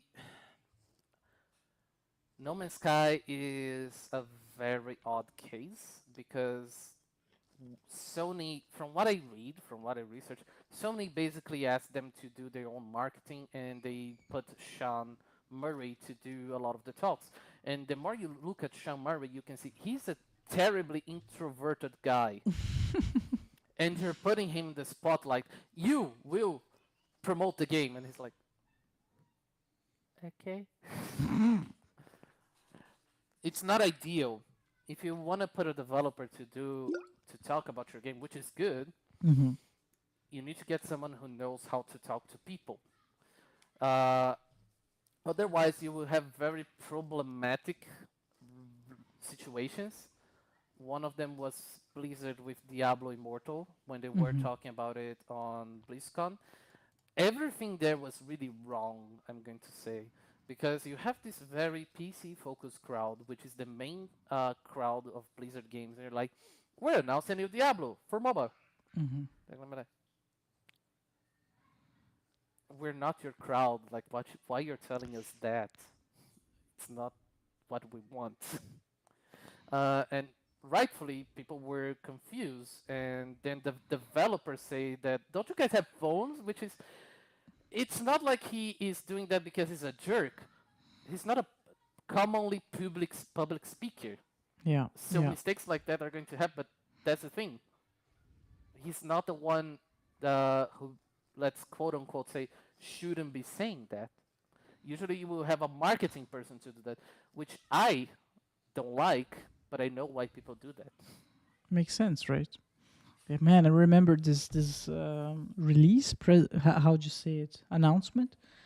Hmm. It was awkward. It was really Yeah. awkward. And I remember there was a guy who asked, "Is this a April Fool's Out of joke?" season April Fool's joke. Yeah. Man. I gotta say that was entertaining. As It was. a non Diablo fan, it was super entertaining. It was. Like, I'm not a Diablo fan either, but to me, I could totally understand how everyone there was feeling. It's like, Yeah. you're preaching to the wrong crowd, man. Why you're doing that? Ivan, if we talk about games, we can spend the whole day talking about games. I want to talk Yeah. about something else. I know that you also started a podcast. Oh yeah. Yeah, you did. And with a friend of yours also called Bruno. So Bruno Tabosa. Am I right? Yeah, I was on a podcast with Bruno. Now I'm on a podcast with Bruno. So stated. And I would like to ask you how this came to be. So how did you decide to create your podcast? That was Bruno's idea, and it's Bruno's something I idea. always kind of wanted to do because I do want to talk more about video game industry things in general. Hmm. Our intent with that one was to try and bring a bit more of international content national, like make more Portuguese content for people here in Brazil because people here don't often hear about the whole industry, or if it's out there, it's in English, which is a barrier for a lot of people. We wanted to discuss that a little bit more so people knew more about how things work, how people see, how the communities discuss these things. And it's a bit of a Pandora's box for some topics, you know? Like, should we cover this? Would it be ideal to talk about this? Uh, because while it's informative and it's important, it could actually lead people to do something wrong. So we didn't know how to cover a lot of stuff. It's something we still wish to do, but it's hard to just prepare a script and try to talk about the recurring events in a weekly manner. So we kind of put it on hold, also because the name Producast is actually very common, so that doesn't work. uh, but yeah, it's something we wish to start again in the future, if possible, or at least try to do something like we're doing right now, which is something I find very rewarding, actually. Like I said, there's so much stuff that I wish to talk to bring more light to people, but it's kind of difficult. All right. So Producast. So it's on hold right now. Yeah, unfortunately, it's something that makes me sad because I do like podcasts in general. Yeah, I watched a couple of episodes, so I'm sharing the screen right now. I watched a couple of episodes, and it was pretty entertaining. And as I can tell right now, in our podcast right now, you're a good speaker. You can tell a story. You can explain experience. So you know how to do it. So just get back to it, man. It's very cool that you have a podcast as well.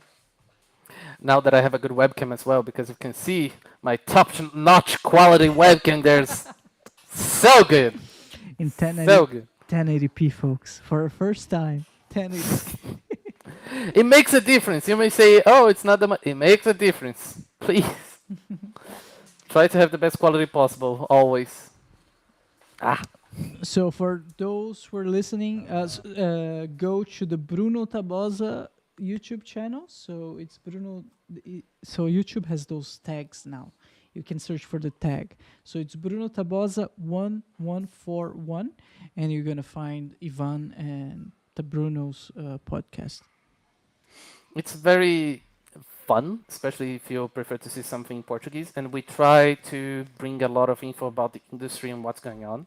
So if you wish to see a bit more of that, go ahead. We will see about bringing it back. Something that's on, it's planned, but we need to actually get to it. Yeah, yeah, I'm supporting it. Go for it. That's very cool. Um, is there anything else that you'd like to say about the podcast? Unfortunately, there isn't much more. Like I said, it's on hold. Yeah. My only wish right now is to be on more podcasts, actually, to talk a little bit more. It's fun. You're always welcome back, my friend. I Oh, thank you. I gonna be honest. I missed you. It's so fun to talk to you. I miss you too, Bruno, especially because I do miss your craziness, if I'm gonna be Oh, honest. thank you. It brings this unique flavor to life. The my fondest memories of the both of us is in the car when you went to the University of São Paulo, USP. Do you remember? Just Yeah. yeah. There were a lot of situations that car that makes me wonder how am I alive? All right, Ivan. So right now you're a Puga. You have here the podcast with Bruno Tabosa that you worked in the past. Hopefully, work in the future. You have a hobby, let's say. That's very cool, and I'm very happy to have catched up with like what happened since I left. I left Brazil, but I also would like to talk with you about some other random topics. The first Ahead. one, the first one is about who the fuck's yelling in the background. I That's yeah, I'm very confused as well. This is not normal down here. Hey, oh dear. Can you close the window? Yeah, I can't. I'm gonna melt in here, but it's fine. It's better to be quiet. I was for a moment was like, are they listening to this because it's so loud? It is. I was I was yeah hearing it the whole time. It was kind of weird.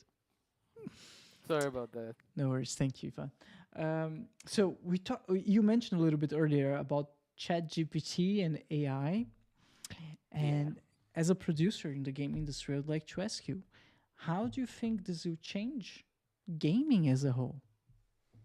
Less than we think, I believe. Um, Automation and there's so much here to cover because there's automation and artificial intelligence to talk about. These are kind of same and different topics at the same time. Uh, Artificial intelligence, to start with, is not intelligence. No. No, it's more artificial in that sense, as in everything that comes from that doesn't come. It isn't smart. It isn't like created and processed. It's more like we feed it content and go try to make something. The problem with that is that it can't create something original per se. It will try to mix and match things to make sense.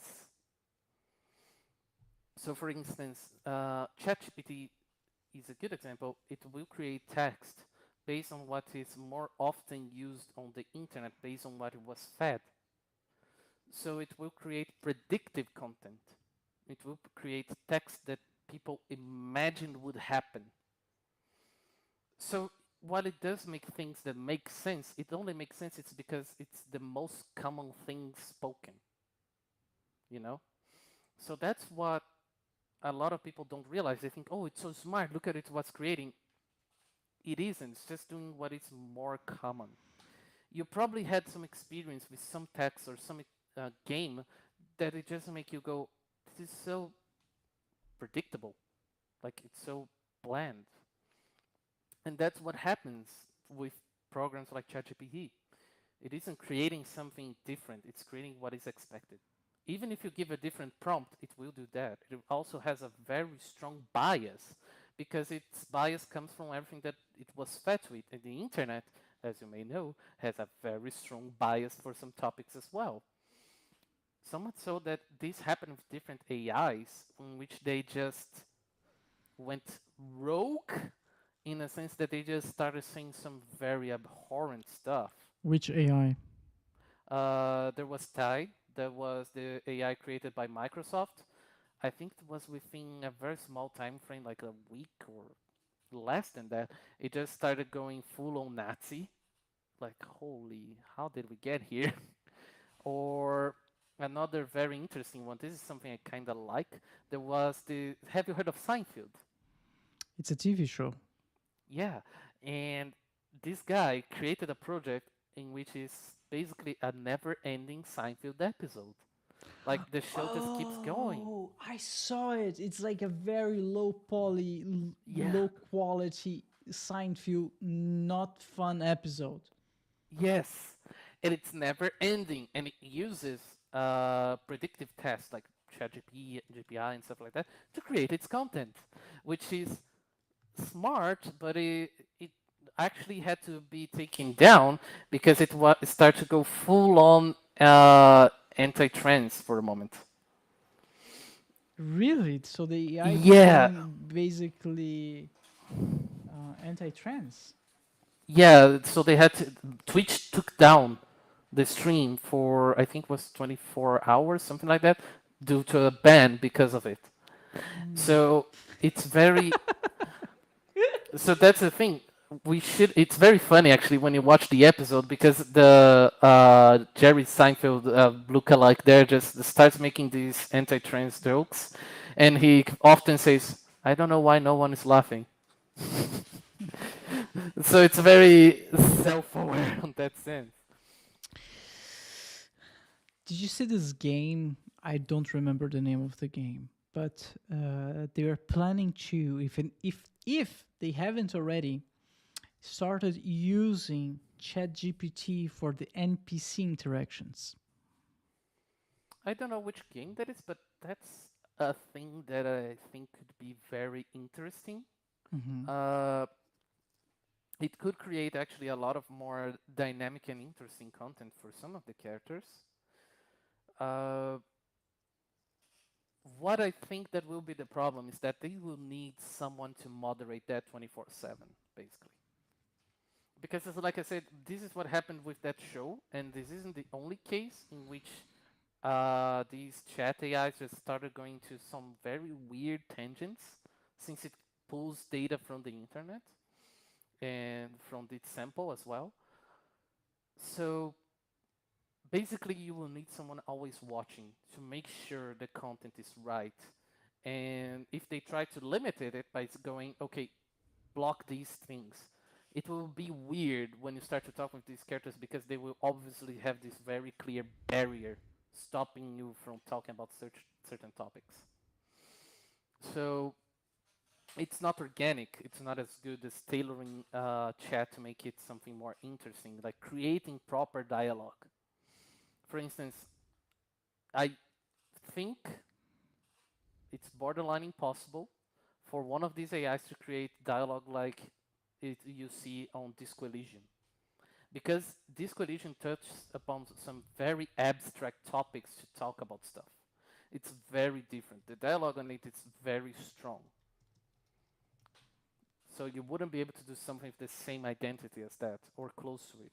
It will look weird to say the least. I'm not familiar with this game, Disco Legion. Disco Elysium is honestly a work of art, and I highly recommend you play it. Okay, I'll take a look.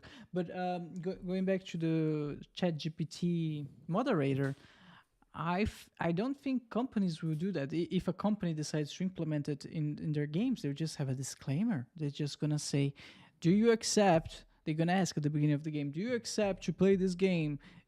Keep in mind that AI too is behind our NPCs, and that's it. That's the disclaimer. If you accept it, that's it.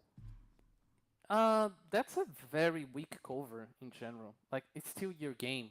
It's still your responsibility. Even if you say, "Oh, it's not my responsibility," that's not true.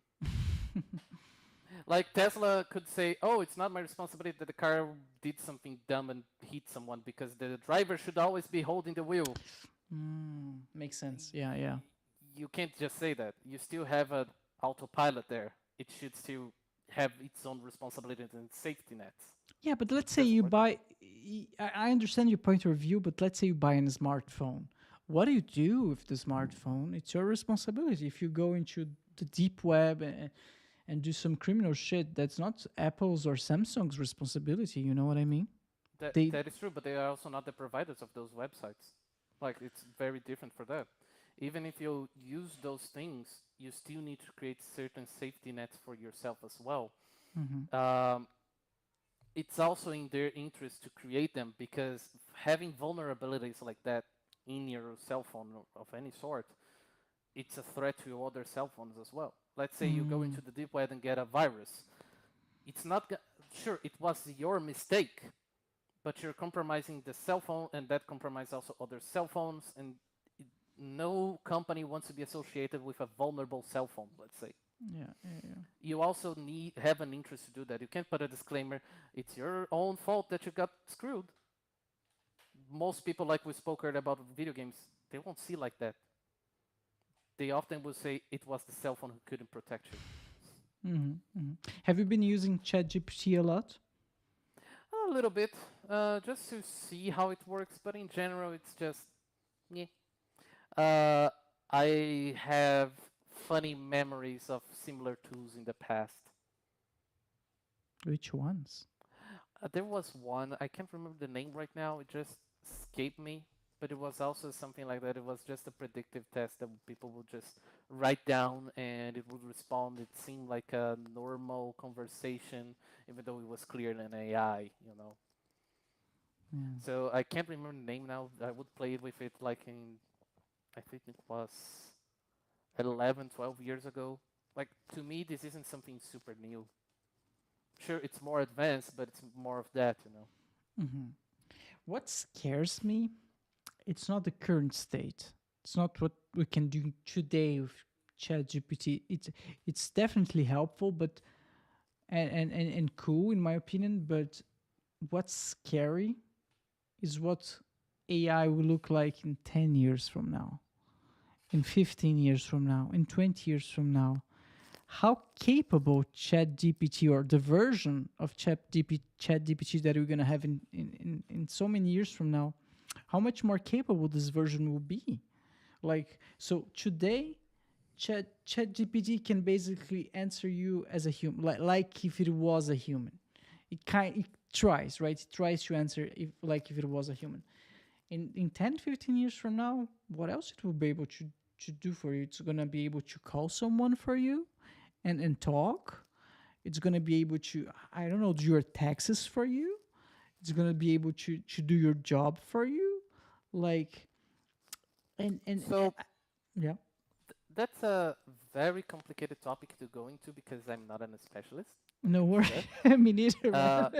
but I have a bit of historical background to bring upon situations like these. Automation is something humans have done all life to improve things, not to the scale we have right now. That's a very important distinction, I would say. But historical precedent points out that it never fully substitutes humans to a lot of things. When we automate something, what happens that the demand for that usually increases because now it's more accessible. So usually what that happened is that we would need more people operating different tools to cover them. Like we said, for instance, ChatGPT, it's automated, sure, but we need people to analyze it to make sure it's talking, right, that it doesn't go into very problematic tangents, and we need to properly filter that. So we need more people covering that basis and learning how it works to properly calibrate it for certain dialogues. That's an example. I'm not saying this will happen, But the same thing will probably happen with art and other topics that are going right now. For instance, we have these many creative AIs creating different arts, but you can see very clear flaws when it comes to hands, because hands are usually very complex. Like I said, it only follows logic to create things, and hands, if you look at it, it changes a lot. It has a lot of motion compared to arms and body. That's why it's very hard to create proper hands. That's one example. There's more reasons, of course. I don't know everything, but it's just to point out how it has a bias and how it's hard for it to follow certain things. So you will need an artist to properly, correct that. And also, it can't follow a proper art direction. It will usually do its own thing for the most part. It's also complicated when it comes to intellectual property. That is where a lot of this discussion becomes very interesting, because you can't copyright any AI work. You just can't. What do you do then? Are you going to just use AI to create your artwork? Any company can now copy that and create their own content. You don't hold any right to it. So it's like someone can do something better than you, and what you created, your idea, is now gone. It's someone else doing something better. Are you guys using Midjourney at Puga? Not that I'm aware of. I say not that I'm aware because I'm not in all projects, but now I do know that some companies are using that usually to do what I mentioned previously, like kind of do a mood board, Mm-hmm. which is something I think it works really well. It helps you have these ideas of how you want things to go, because you give it a prompt, it will create them. It's kind of more practical than just trying to research something on Google. Just giving an example, of course. Mm-hmm. So I think the future for this is very hard for us to predict. I'm not scared right now. I don't think my position, for instance, is at risk. I don't think artists' position at risk anytime soon either. I think only very amateurish companies will stick to it, to using only that, and they will face these difficulties I mentioned, like copyright and stuff like that. As soon as people find out it's AI, which they can do, because one of the flaws of AI, since it uses fed content, is more often than not they will have kind of a hidden watermark mixed in, like a signature of an artist, or worst, a signature of Getty Images, since a lot of the content came from that, which is an image bank. So much so that Getty Images is actually suing one of these AIs because they very clearly stole their art to create their whole AI. You're talking about Carla and Greg? Carla Ortiz and Greg Rutovsky? I'm sure butchering their names, but I don't know the names exactly. yeah.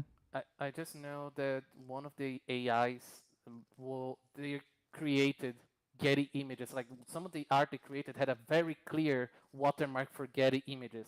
Oh, okay. So it's like, okay, they're using this content and they didn't pay to use Getty Images content to create this whole bank of images. So they're basically using everything there for free, which is basically stealing. And Getty Images is the one who goes, no, man, you can't use our stuff like that. You have to pay for it. But isn't that kind of artists do? They kind of go into the Get Images bank and screenshot whatever they want and do their thing. It's kind of different because that's more what AI does is more like tracing. And if you are familiar with the whole art world, I think you will see how people feel about tracers. It's not nice because basically you're not using skills. You're basically doing what a child often does of painting over. And it's not different for most of AI, since they only work with predictive content. So this isn't nice. It's not very creative, and that's what I said. AI doesn't escape these modes. They have to do what already exists. And sure, artists do that. They have their references, their inspirations, and they work on top of what was created before. That happens. But they can go above. They don't need to do on top of another work to create their own. Like just trace. Yeah. I think that's a problem. It becomes a problem if you just use whatever the AI gives you. If you just takes whatever the AI like spits to you and that's it, I'm done. Then it's easy to see that it's a low quality image because the AI cannot Midjourney. I'm talking about Midjourney cannot develop like a 4K image. You can see that it's full of errors, like the fingers, like you mentioned, and a lot of other problems. But if you use AI as a like initial step or a reference tool, it's amazing. You Yeah. just take it's the first step. You take that and then you iterate and you make modifications and you do all the research and combine whatever the AI gave you to create your final work. It's an additional tool, and then I think if you approach it like that, it's an amazing tool. I agree. Like, I think Yeah. it fits a niche that is very helpful for a lot of people. That's why I'm not going, oh, damn, these AIs, they're stealing your jobs. Goddamn machines. It's more like they're helping also small content creators who really can't afford artists to give more life to their works. I work with a lot of mods. Like, I really like the modding scene for Paradox games. And they use a lot of Paradox, yeah. imagery. But they don't have artists. Like, it's a whole niche of games that it's not often you will have artists who cover all bases for VFX and other stuff like that. AI can help you give more life to this content, create more pictures that will make it seem more interesting instead of using just the generic the game provides to you. So it does help. It does fit a niche that will make things better for players in general and for modders. But it won't fully substitute an artist, at least not in the near future as well. Like, if it comes to the day when artists will be replaced, the first thing that will need to be changed is how copyright is created, which is, I don't know if you know about this, because I find copyright very interesting. I dislike copyright in how it is right now, its current version. But the idea is very laudable. It's basically have an incentive for creators to continue creating, you know? So it's like the original idea is you create your work and you have a right to it for 20 years, which is nice. Like, it's 20 years, you're still earning on top of it, then it would become public domain. And that's good as well because other people can iterate and create better ideas on top of your own. Every content today comes from that. And people may say, oh, but then the original gets a start. It doesn't. It still exists. It also brings more light to its existence when people create and iterate on top of it. So much so that when content reaches the public domain, there's an explosion in sales of the original content. Like, it just bursts. It's like a dam that was holding it is now can't contain it anymore. So it's Definitely. good. The only thing that can't copyright benefits is companies. Because right now, the copyright is the life of the creator plus 70 years. And since the original intent of copyright was to incentivize creation, how can you create when you're dead? You just can't. Oh man. So that's the main problem it has right now. So much so that the main driver of these changes was Disney to preserve Mickey. And they changed these copyright laws twice to extend, and it was so badly received that people are now talking, okay, are they going to do it again? Because if they do so, it's not gonna look good for them at all. I'm sorry. What Disney did? I'm not sure if I They understand. they extended the copyright time. Like I said, originally it was 20 How? years. It's Disney. They are not the government.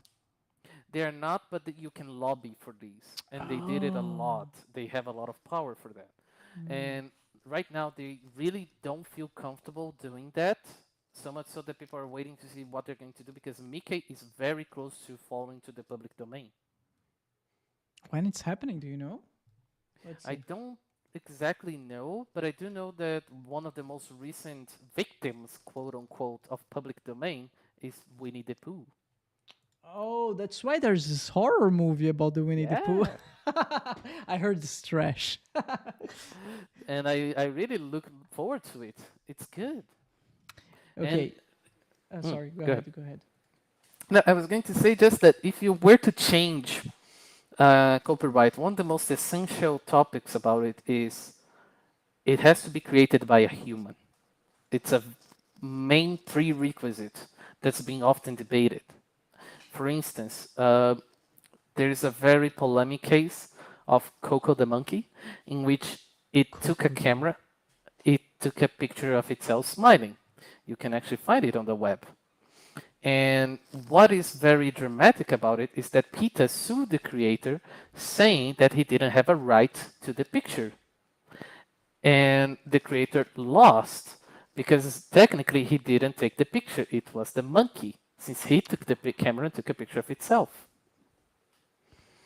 Oh, so the monkey is the owner of the of the thing. That's the thing.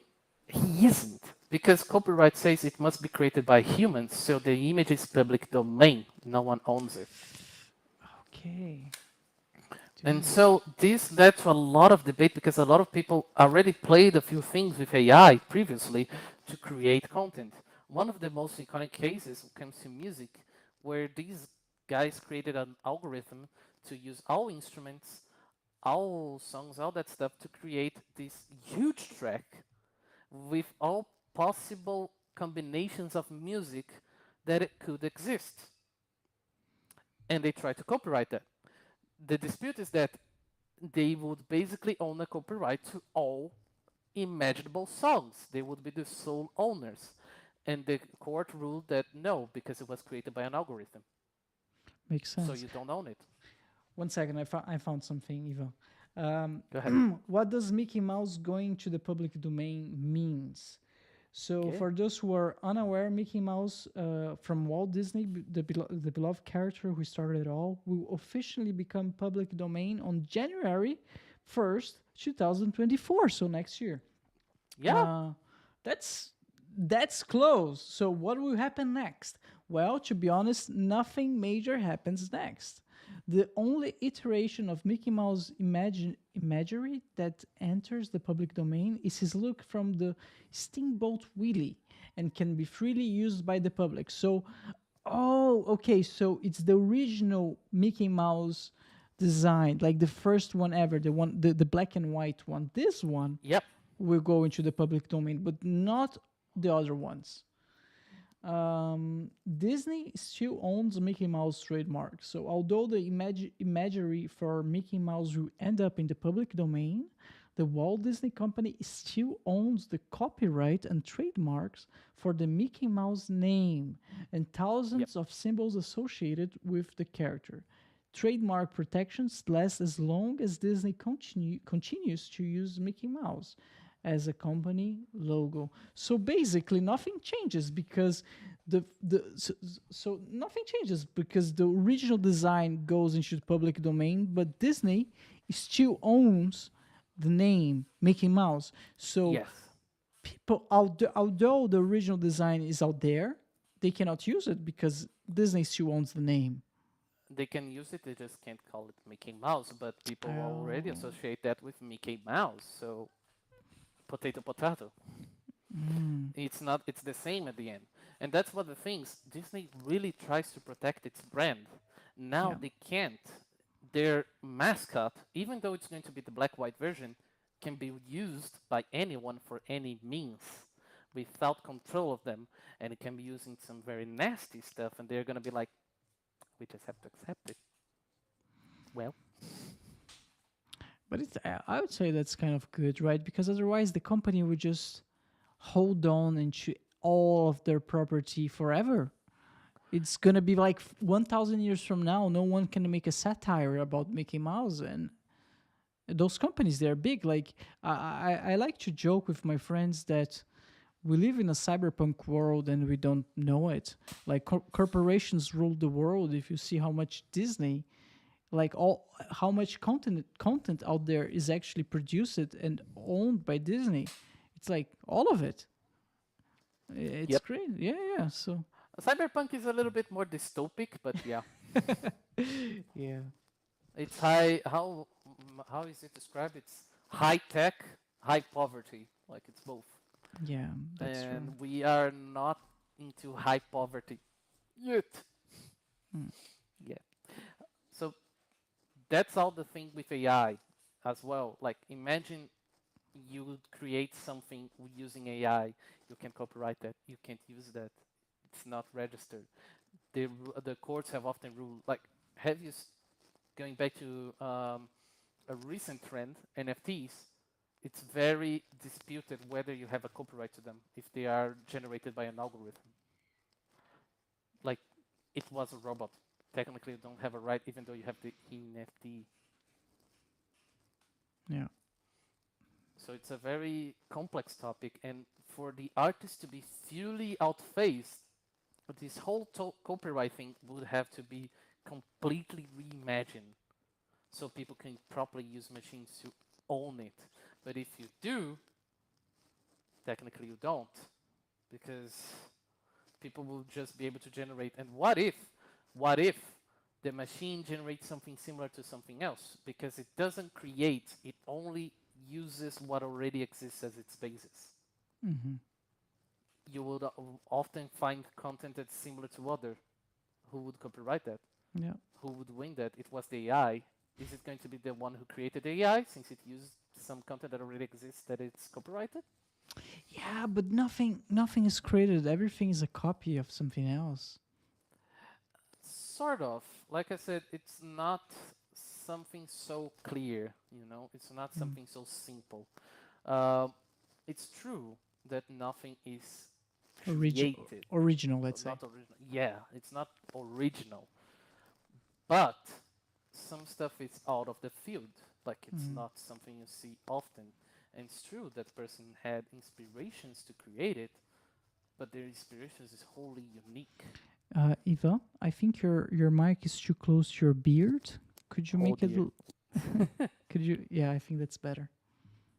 So that's the whole topic. You have to imagine this person's experience being so unique that it creates something that sure is based on everything they went through, but it's theirs. Mm. And AI wouldn't be able to do that until they create and then get fed into it. Yeah, yeah. Isn't so? Going back to the copywriting thing, isn't Elon Musk who said copywriting shouldn't be a thing? It just slows humanity progress.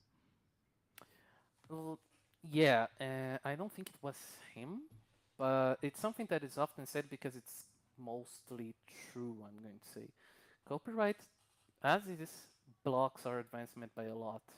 Because copyright doesn't only hold creative stuff, it holds a lot of very important stuff, like medicine patents and research that could be important for people to see and use as a basis. A lot of this content is kind of stuck in the limbo for a lot of things. One example when it comes to, I'm going to use creative because it's what I know, it's what I like. But you probably have a game from your childhood or a game from your teenage years that you never saw something from it again because it's stuck in copyright limbo. Like someone is holding the copyright and not doing anything with it. So it's rotting. An example that I like is Freelancer. I see that a lot. Like an example, like Freelancer is this really cool Microsoft game done years ago, and Microsoft still owns it and never did another game idea or anything with it. So Freelancer is stuck without the game being made for it for more than 10 years, and we can't do anything about it. So it's imagine that, like, assuming we live to 100, which is stupidly generous, 1/10 of our lives, we couldn't have anything from that content made so far. It can grow to more than that. It all comes back to money, right? Companies In they the want end, yeah. to. Yeah, yeah.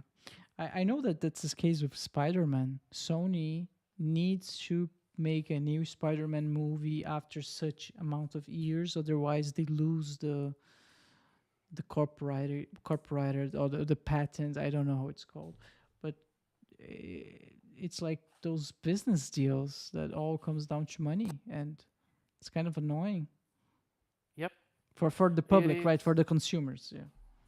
It's also not good for companies. There is a very interesting video by Adam Conover. I think he's a bit extremist in a few of his views, which annoy What's me a his little name? bit. Adam Conover. Adam Conover is humorist who started back in college humor, and he did this whole series which was very informative called Adam Ruins Everything, which he just ruins common stuff from daily lives. I know it. Yeah. And and he recently made a video about how corporate mergers are bad for the consumer and for the companies. And it's very interesting to see how companies have this very self-preservation need to absorb other companies and grow. But this isn't good for them either, because inevitably, due to lack of competition, they stagnate.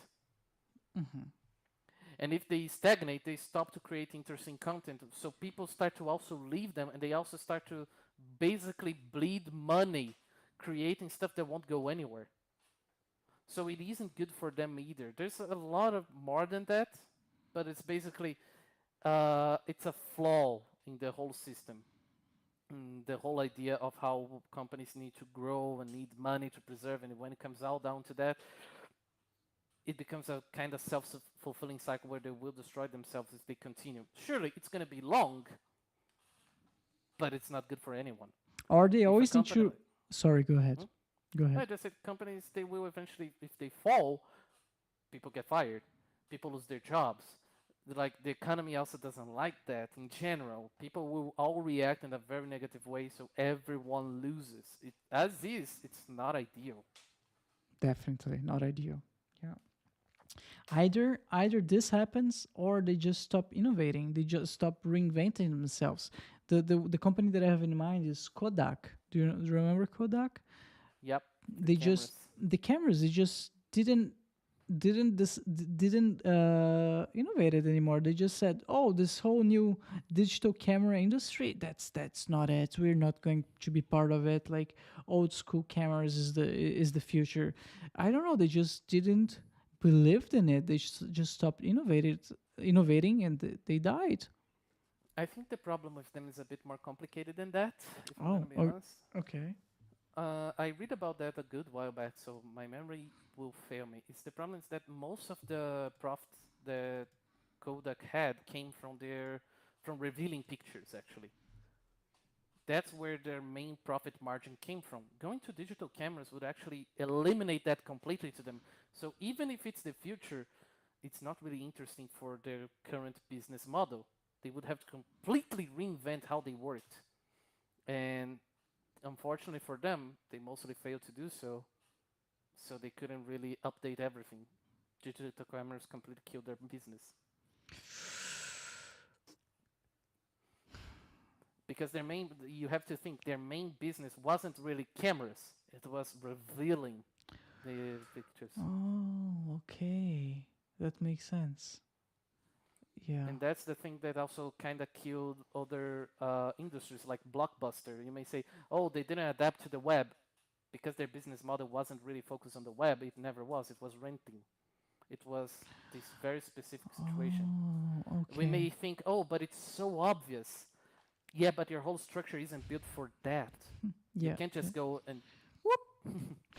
That makes sense. Oh, wow. Okay. So it was all I think about renting. Yeah.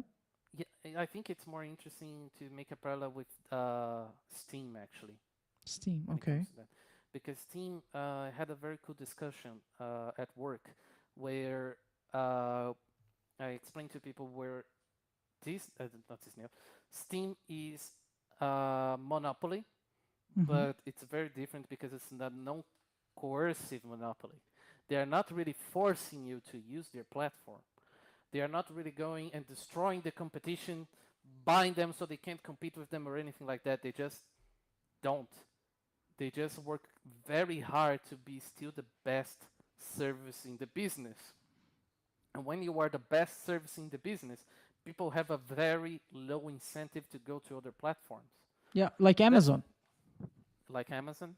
or like Epic, which is actually a very interesting one. When Epic was being made, I was like, good, Steam will have competition. But Epic made so many things wrong that it's like, come on, guys. Because one of the things they did, I think, you look at Steam.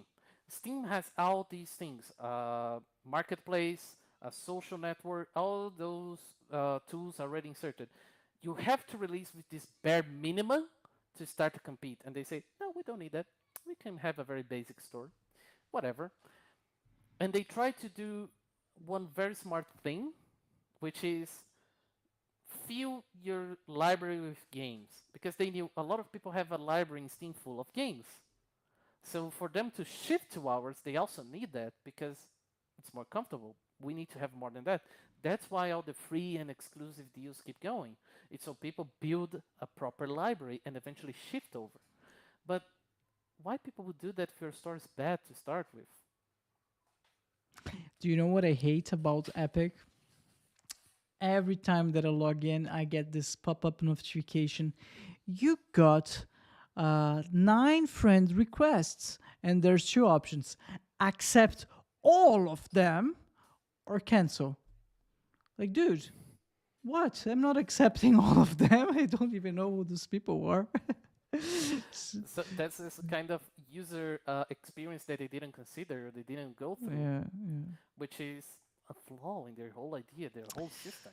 Yeah, but the good thing about like software and those platforms, like they can always iterate, they can always release an update, right? So They can, but that's a main thing with them that I mentioned. Now that they are out, they just release their store and all that stuff. The cat's out the bag. People can see, and Steam can see, okay, they're doing that. We just need to improve on this and keep improving that. And if they start to threaten us somewhere, we can invest in that and then go back to what we're doing. Like, they are now at a very clear disadvantage. which one? Epic. No, which is a disadvantage. Because now, imagine you're in a race, right? Yeah. And you're comfortably ahead. And you can keep going, like, I'm fine. And as soon as someone starts to sprint and try to catch up to you, because they are always trying to do that, but they are behind, so they have to run more to catch up to you. As soon as you see they're getting close, you're like, you can go a little bit faster, and the guy's gonna be super tired because they are now getting close. And as soon as you get an advantage again, you just go back to what you were doing, since they now burned out. That's the thing. They know when they're catching up now. They are aware of that. So they can just sprint whenever they need to and keeping this advantage. So the surprise, let's say, that Epic had is gone. They don't have any advantage over Steam anymore. Yeah, Steam is in a very comfortable place. Very, very comfortable place. And I kind of hate that because, again, talking about UI and UX, I hate their interface, I hate their UX. And they don't feel like changing it because they're on top. It's They it's did kind of change but big picture. not good enough. Not good enough. I'm just saying they're still experimenting. One good thing about Steam is that they never stopped. You know, they are still trying, but they're not there yet. I agree. Like their whole filters and stuff like that is stuff that it could be so much improved. Just recently, they introduced tags, so now I can properly find the style of game I want, which is great. But dear Lord, how long did it take to do that? Dude, you're in 2023 and just now they introduced tags. It's crazy. It's crazy. It was, I think, in the end of 2022, to be fair, but still. Ivan, I would like to talk with you about one last topic, if you're okay. So, what's your opinion on the metaverse? It's shit. Okay, goodbye, everyone. Like, that's something that I think it's mostly a marketing keyword often used, which doesn't say anything. It's like people are going, oh, the metaverse, metaverse this, metaverse that. It's like, did people just now figure it out that there are online communities? I have been in one for over 20 years. Like, what is going on, guys? But it's not in VR. You It need the is. you need the goggles. It is. Yeah, VR chat. It's been here for like 5 years, something like that. But Or it's not from more. Facebook. It's not Mark there. Mark Zuckerberg is not supervising it, so it's not worth it. Yeah, I'm joking. it's true. Mark Zuckerberg is not supervising it. That's why it's worth it. I'm joking, man. Man, so it's shit. You don't see a future in metaverse? Not as it currently is. I think we have this idea that there will be a new technology that will just everything will change and the world will never be the same again and you will just go to it and wow. But think about historically about these things. They didn't. The biggest changes we had in history are not something that we openly announce like that. It just softly creeps into our lives. Then when we start to think about it, oh, there it is. So it's like I'm gonna use the internet. The internet was there, but it wasn't the be all and end all in the past. It just suddenly became this very integral part of our lives. Or smartphones. Sure, I had a cell phone when I was like a kid, but smartphones only became very pervasive when I was entering college. And by then, it still was so kind of clunky to navigate the internet and use all that it wasn't really that big tool. It only became very easy to use in my 2020s, 22, So it took a long time for it to eventually become what it is. And when it was 7 to 22, that's a long time until it eventually become this big tool that I hope absolutely need. Yeah, but I would say those technologies they're evolving faster and faster, and they're becoming more useful faster and faster, and they're becoming more indispensable faster and faster. So every year, I think there's a name for this. It's called the Monroe's Law, if I'm not mistaken. Yeah, the Monroe's Law. I was thinking for that as well. Yeah, yeah. So the But internet the, took. Yeah, go ahead. but the Monroe's Law actually explains how it reaches a plateau eventually, in which it will still develop, but it will still develop slower. It reaches this big advancement curve and then it slows down as it grows. Because sure, there will be a breakthrough that makes it go wow, but then it stops because there's a certain point in which another breakthrough takes a long time to finally come and change everything. So Yeah, but those breakthroughs they are appearing more and more, and there are more and more breakthroughs basically every year. You know what I mean?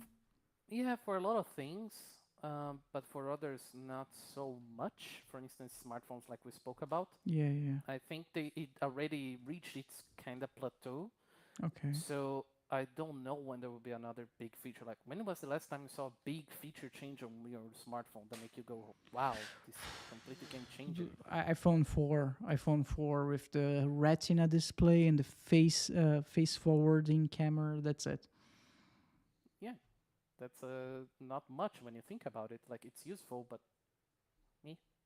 It's Yeah. kind of like with video games. We had a lot of very big changes, but very few that actually stuck. Like, let's say I'm gonna use Nintendo because they really like to explore, and it's good. Yeah, yeah, yeah.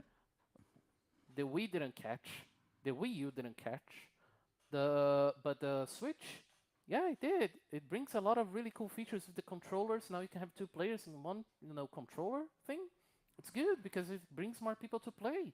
It's brilliant, but it has other features in it that just aren't used. People don't care. Like the sensors for the Switch that it can Nobody feel uses things. this. Yeah, that's the kind of thing that it's cool that it's there, but for what? It's kind of like the Vita. PS Vita was an amazing hardware, but it was so amazing that no one used its features. So it's a shame. Things like that happen. Breakthroughs and need both users, developers, and a lot of stuff going together for it to work. So it's not something that, like I said, it won't erupt. It will be a soft creep most likely for most of these. Yeah. Using web, like I said, the internet. Uh, what was the latest big change it would happen? People said Web 3. Turns out Web3 was nothing. It has gone. What is Web3? Web3 would be all this crypto environment, as well as the NFTs and stuff like that. People still refer to it as Web3, but Isn't people that realize big? not really. Like, it doesn't solve any of the problems we have right now. It doesn't bring anything new.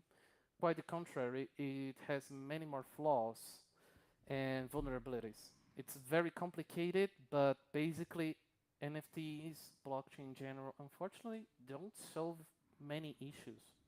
If anything, they bring more. Like, the idea is good in small scale, but when you start applying the bigger one, a lot of things just fall down. Didn't Venezuela started accepting Bitcoin as one of the national currencies? I think it was Honduras. Like, a lot Honduras. of they try to adapt it, but it's not ideal, and they are now kind of seeing the impact of that. It's a currency in which you have zero control. You don't control how it will inflate. You don't control how it will impact your economy, and you need a whole technology in order to people make the transactions. So when you have, I'm gonna use Brazil here. We still have a huge percentage of our country. I think it's like 25%, something like that. 25, 30, something like that, that doesn't have access to the internet. How are they going to partake in these exchanges? They still need access to physical currency and credit and stuff like that. So it's not something that will fit for everything. It's not a tool that you can implant and say, this is how we work now. Imagine now these other countries like Venezuela, Honduras, which, to be fair, they're not like primitive, let's say. They do have internet and stuff like that, but it's not widespread. It's not something super accessible for everyone. We often forget how privileged a lot of places in the world are and have access to these tools. Yeah, yeah, I'm totally with you, and that's so true that this whole idea of streaming gaming, I don't know how it's called, like gaming in the cloud, didn't Oh, work. Didn't work. What oh, was the Stadia. Google Oh, Stadia? Stadia. It's Stadia dead. was just a flop It's because dead. Google was in this mindset. Oh, the whole world is developed. The whole world have the best internet connection, and they can all play whatever they want anywhere. And that's just not the reality. Not at all. Exactly. Maybe it And is in San Francisco. In San Francisco, it's like that, but not in Brazil, not in a lot of places. it's even worse when you think that you don't own anything there. Like, you don't own the game. The game is with the company, and you Oh don't man. own anything. So as soon as the Stadia closed, you lost access to all your games. Oh man. Everything you put there is gone, and the Stadia, the console per se, is nothing but a piece of plastic now. Great. It's dreadful. It's dreadful. You know, Nintendo has this I don't know, Nintendo or yearly subscription program. It's called, I don't know how it's called. You know what I'm talking about, the Nintendo subscription thing. Mm-hmm. And I think it's amazing all the games they have in there. They have Nintendo 64 games, they have GBA games. They just introduced it, like original GBA, GB Game Boy and Game Boy Color games. And I think, man, I want to play all of that. But you need a subscription. If you stop paying the subscription, they're all gone. You don't have access to them anymore. So it's not yours. And Yep. I'm a retro gamer. I play my Nintendo Wii from time to time. I play my GameCube games from time to time because I bought them. I own them. With the Nintendo Switch and those Nintendo Switch games that are linked to the subscription, if I stop paying for it, they're gone. It's just the Nintendo Switch just becomes a piece of plastic, as you said, Yeah. and that's infuriating. That's one of the things I kind of like about PC gaming to a degree. Because Yeah, gaming, you always have access to get games online, download them. Even yeah, Steam has that issue with some of the games in them just out. Like, they got removed, they don't work anymore because the servers are off. and I think that's absurd, honestly. Uh, there are communities of these games. There are players who have bought them, and it's very screwed up that you don't, when you close your game, you don't make it accessible for them to play it somehow. Like, what you're going to do with it? You close the game, it has zero worth to you now. At least let the people who bought it have some way to play them. Yeah. It's a small thing. And I think it's more absurd when some companies just go down on people who host their own private service. Like, why?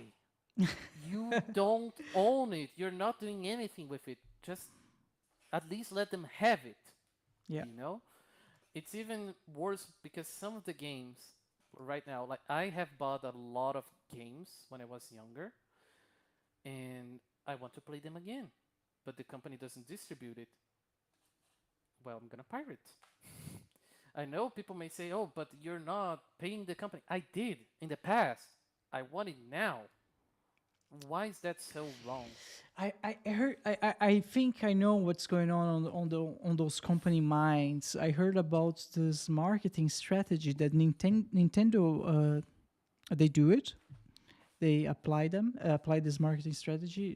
Disney also do the same. I think it's called the Magical Vault. I'm probably not saying the correct term here, but it's something vault, which means that whenever they have a precious IP or a game, a beloved game that they know that the public loved and the public will pay a lot money for it. Like, for example, let me give you a couple of examples.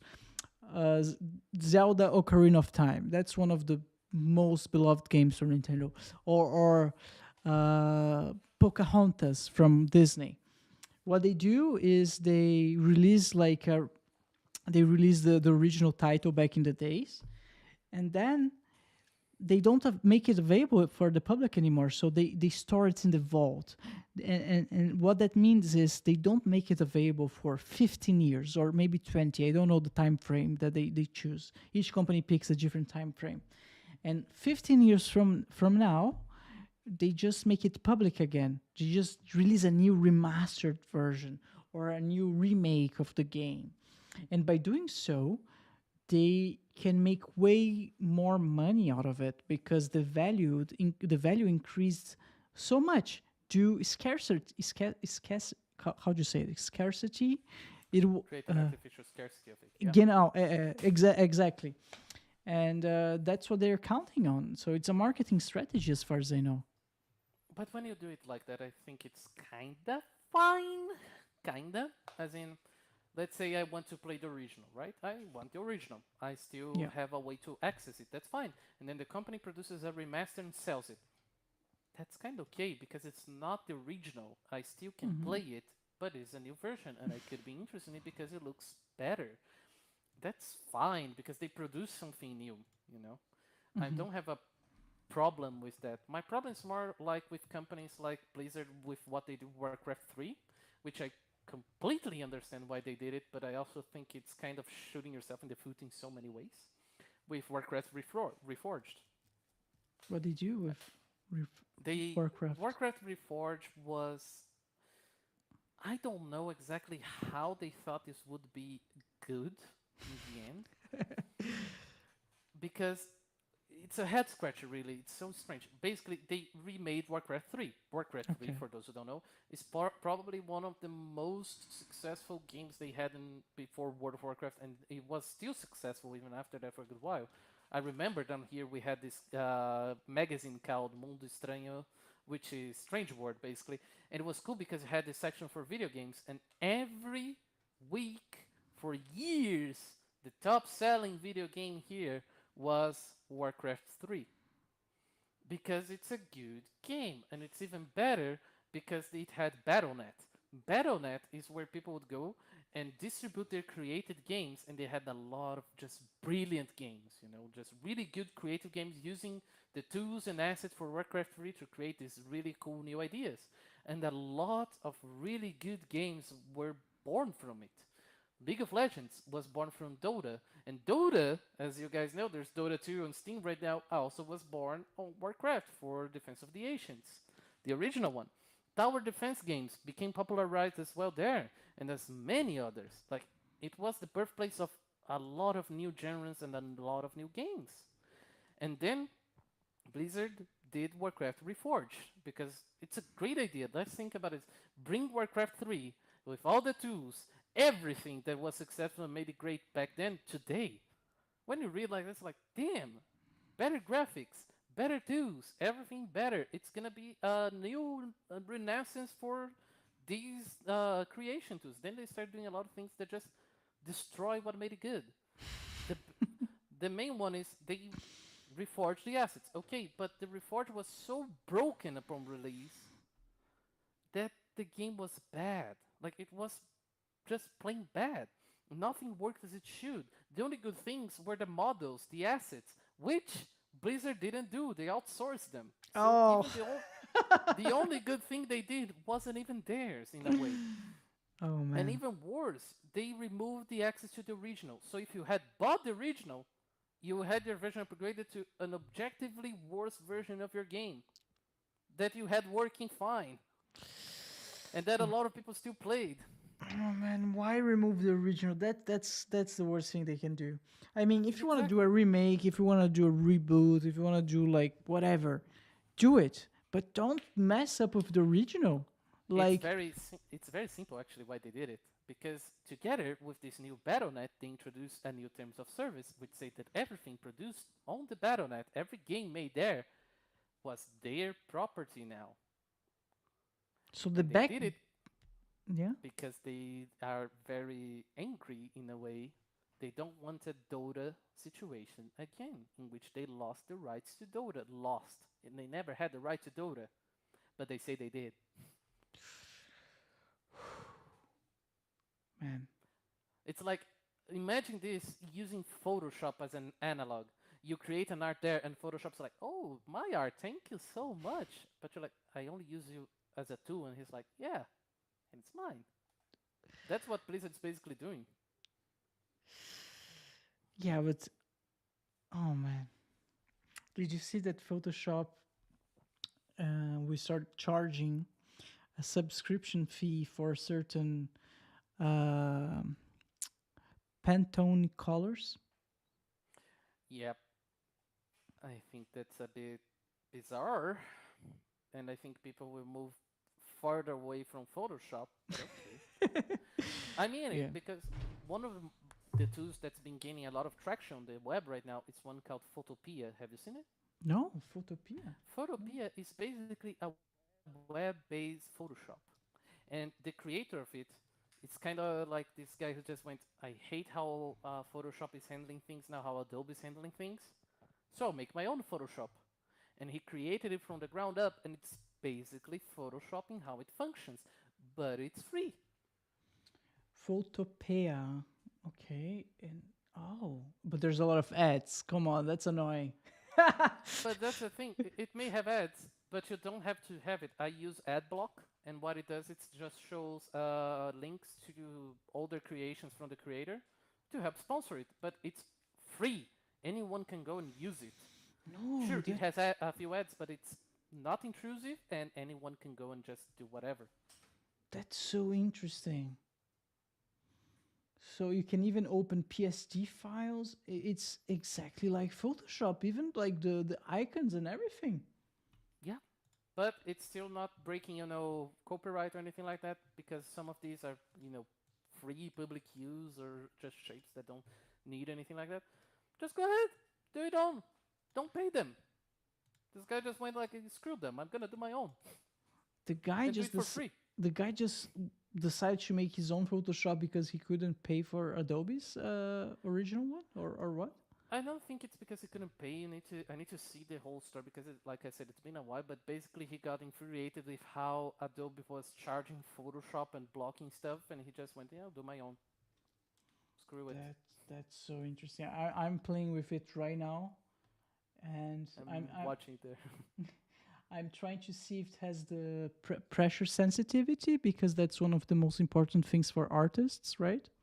It has. It has. Oh, Hmm. I think I need to set it up, but that's impressive, Ivan. All right. That's That was a very good talk, my friend. Anything you may need else? Anything? Any questions? Anything I could bring up? Is there anything else that you'd like to bring up? Oh, that's kind of the problem.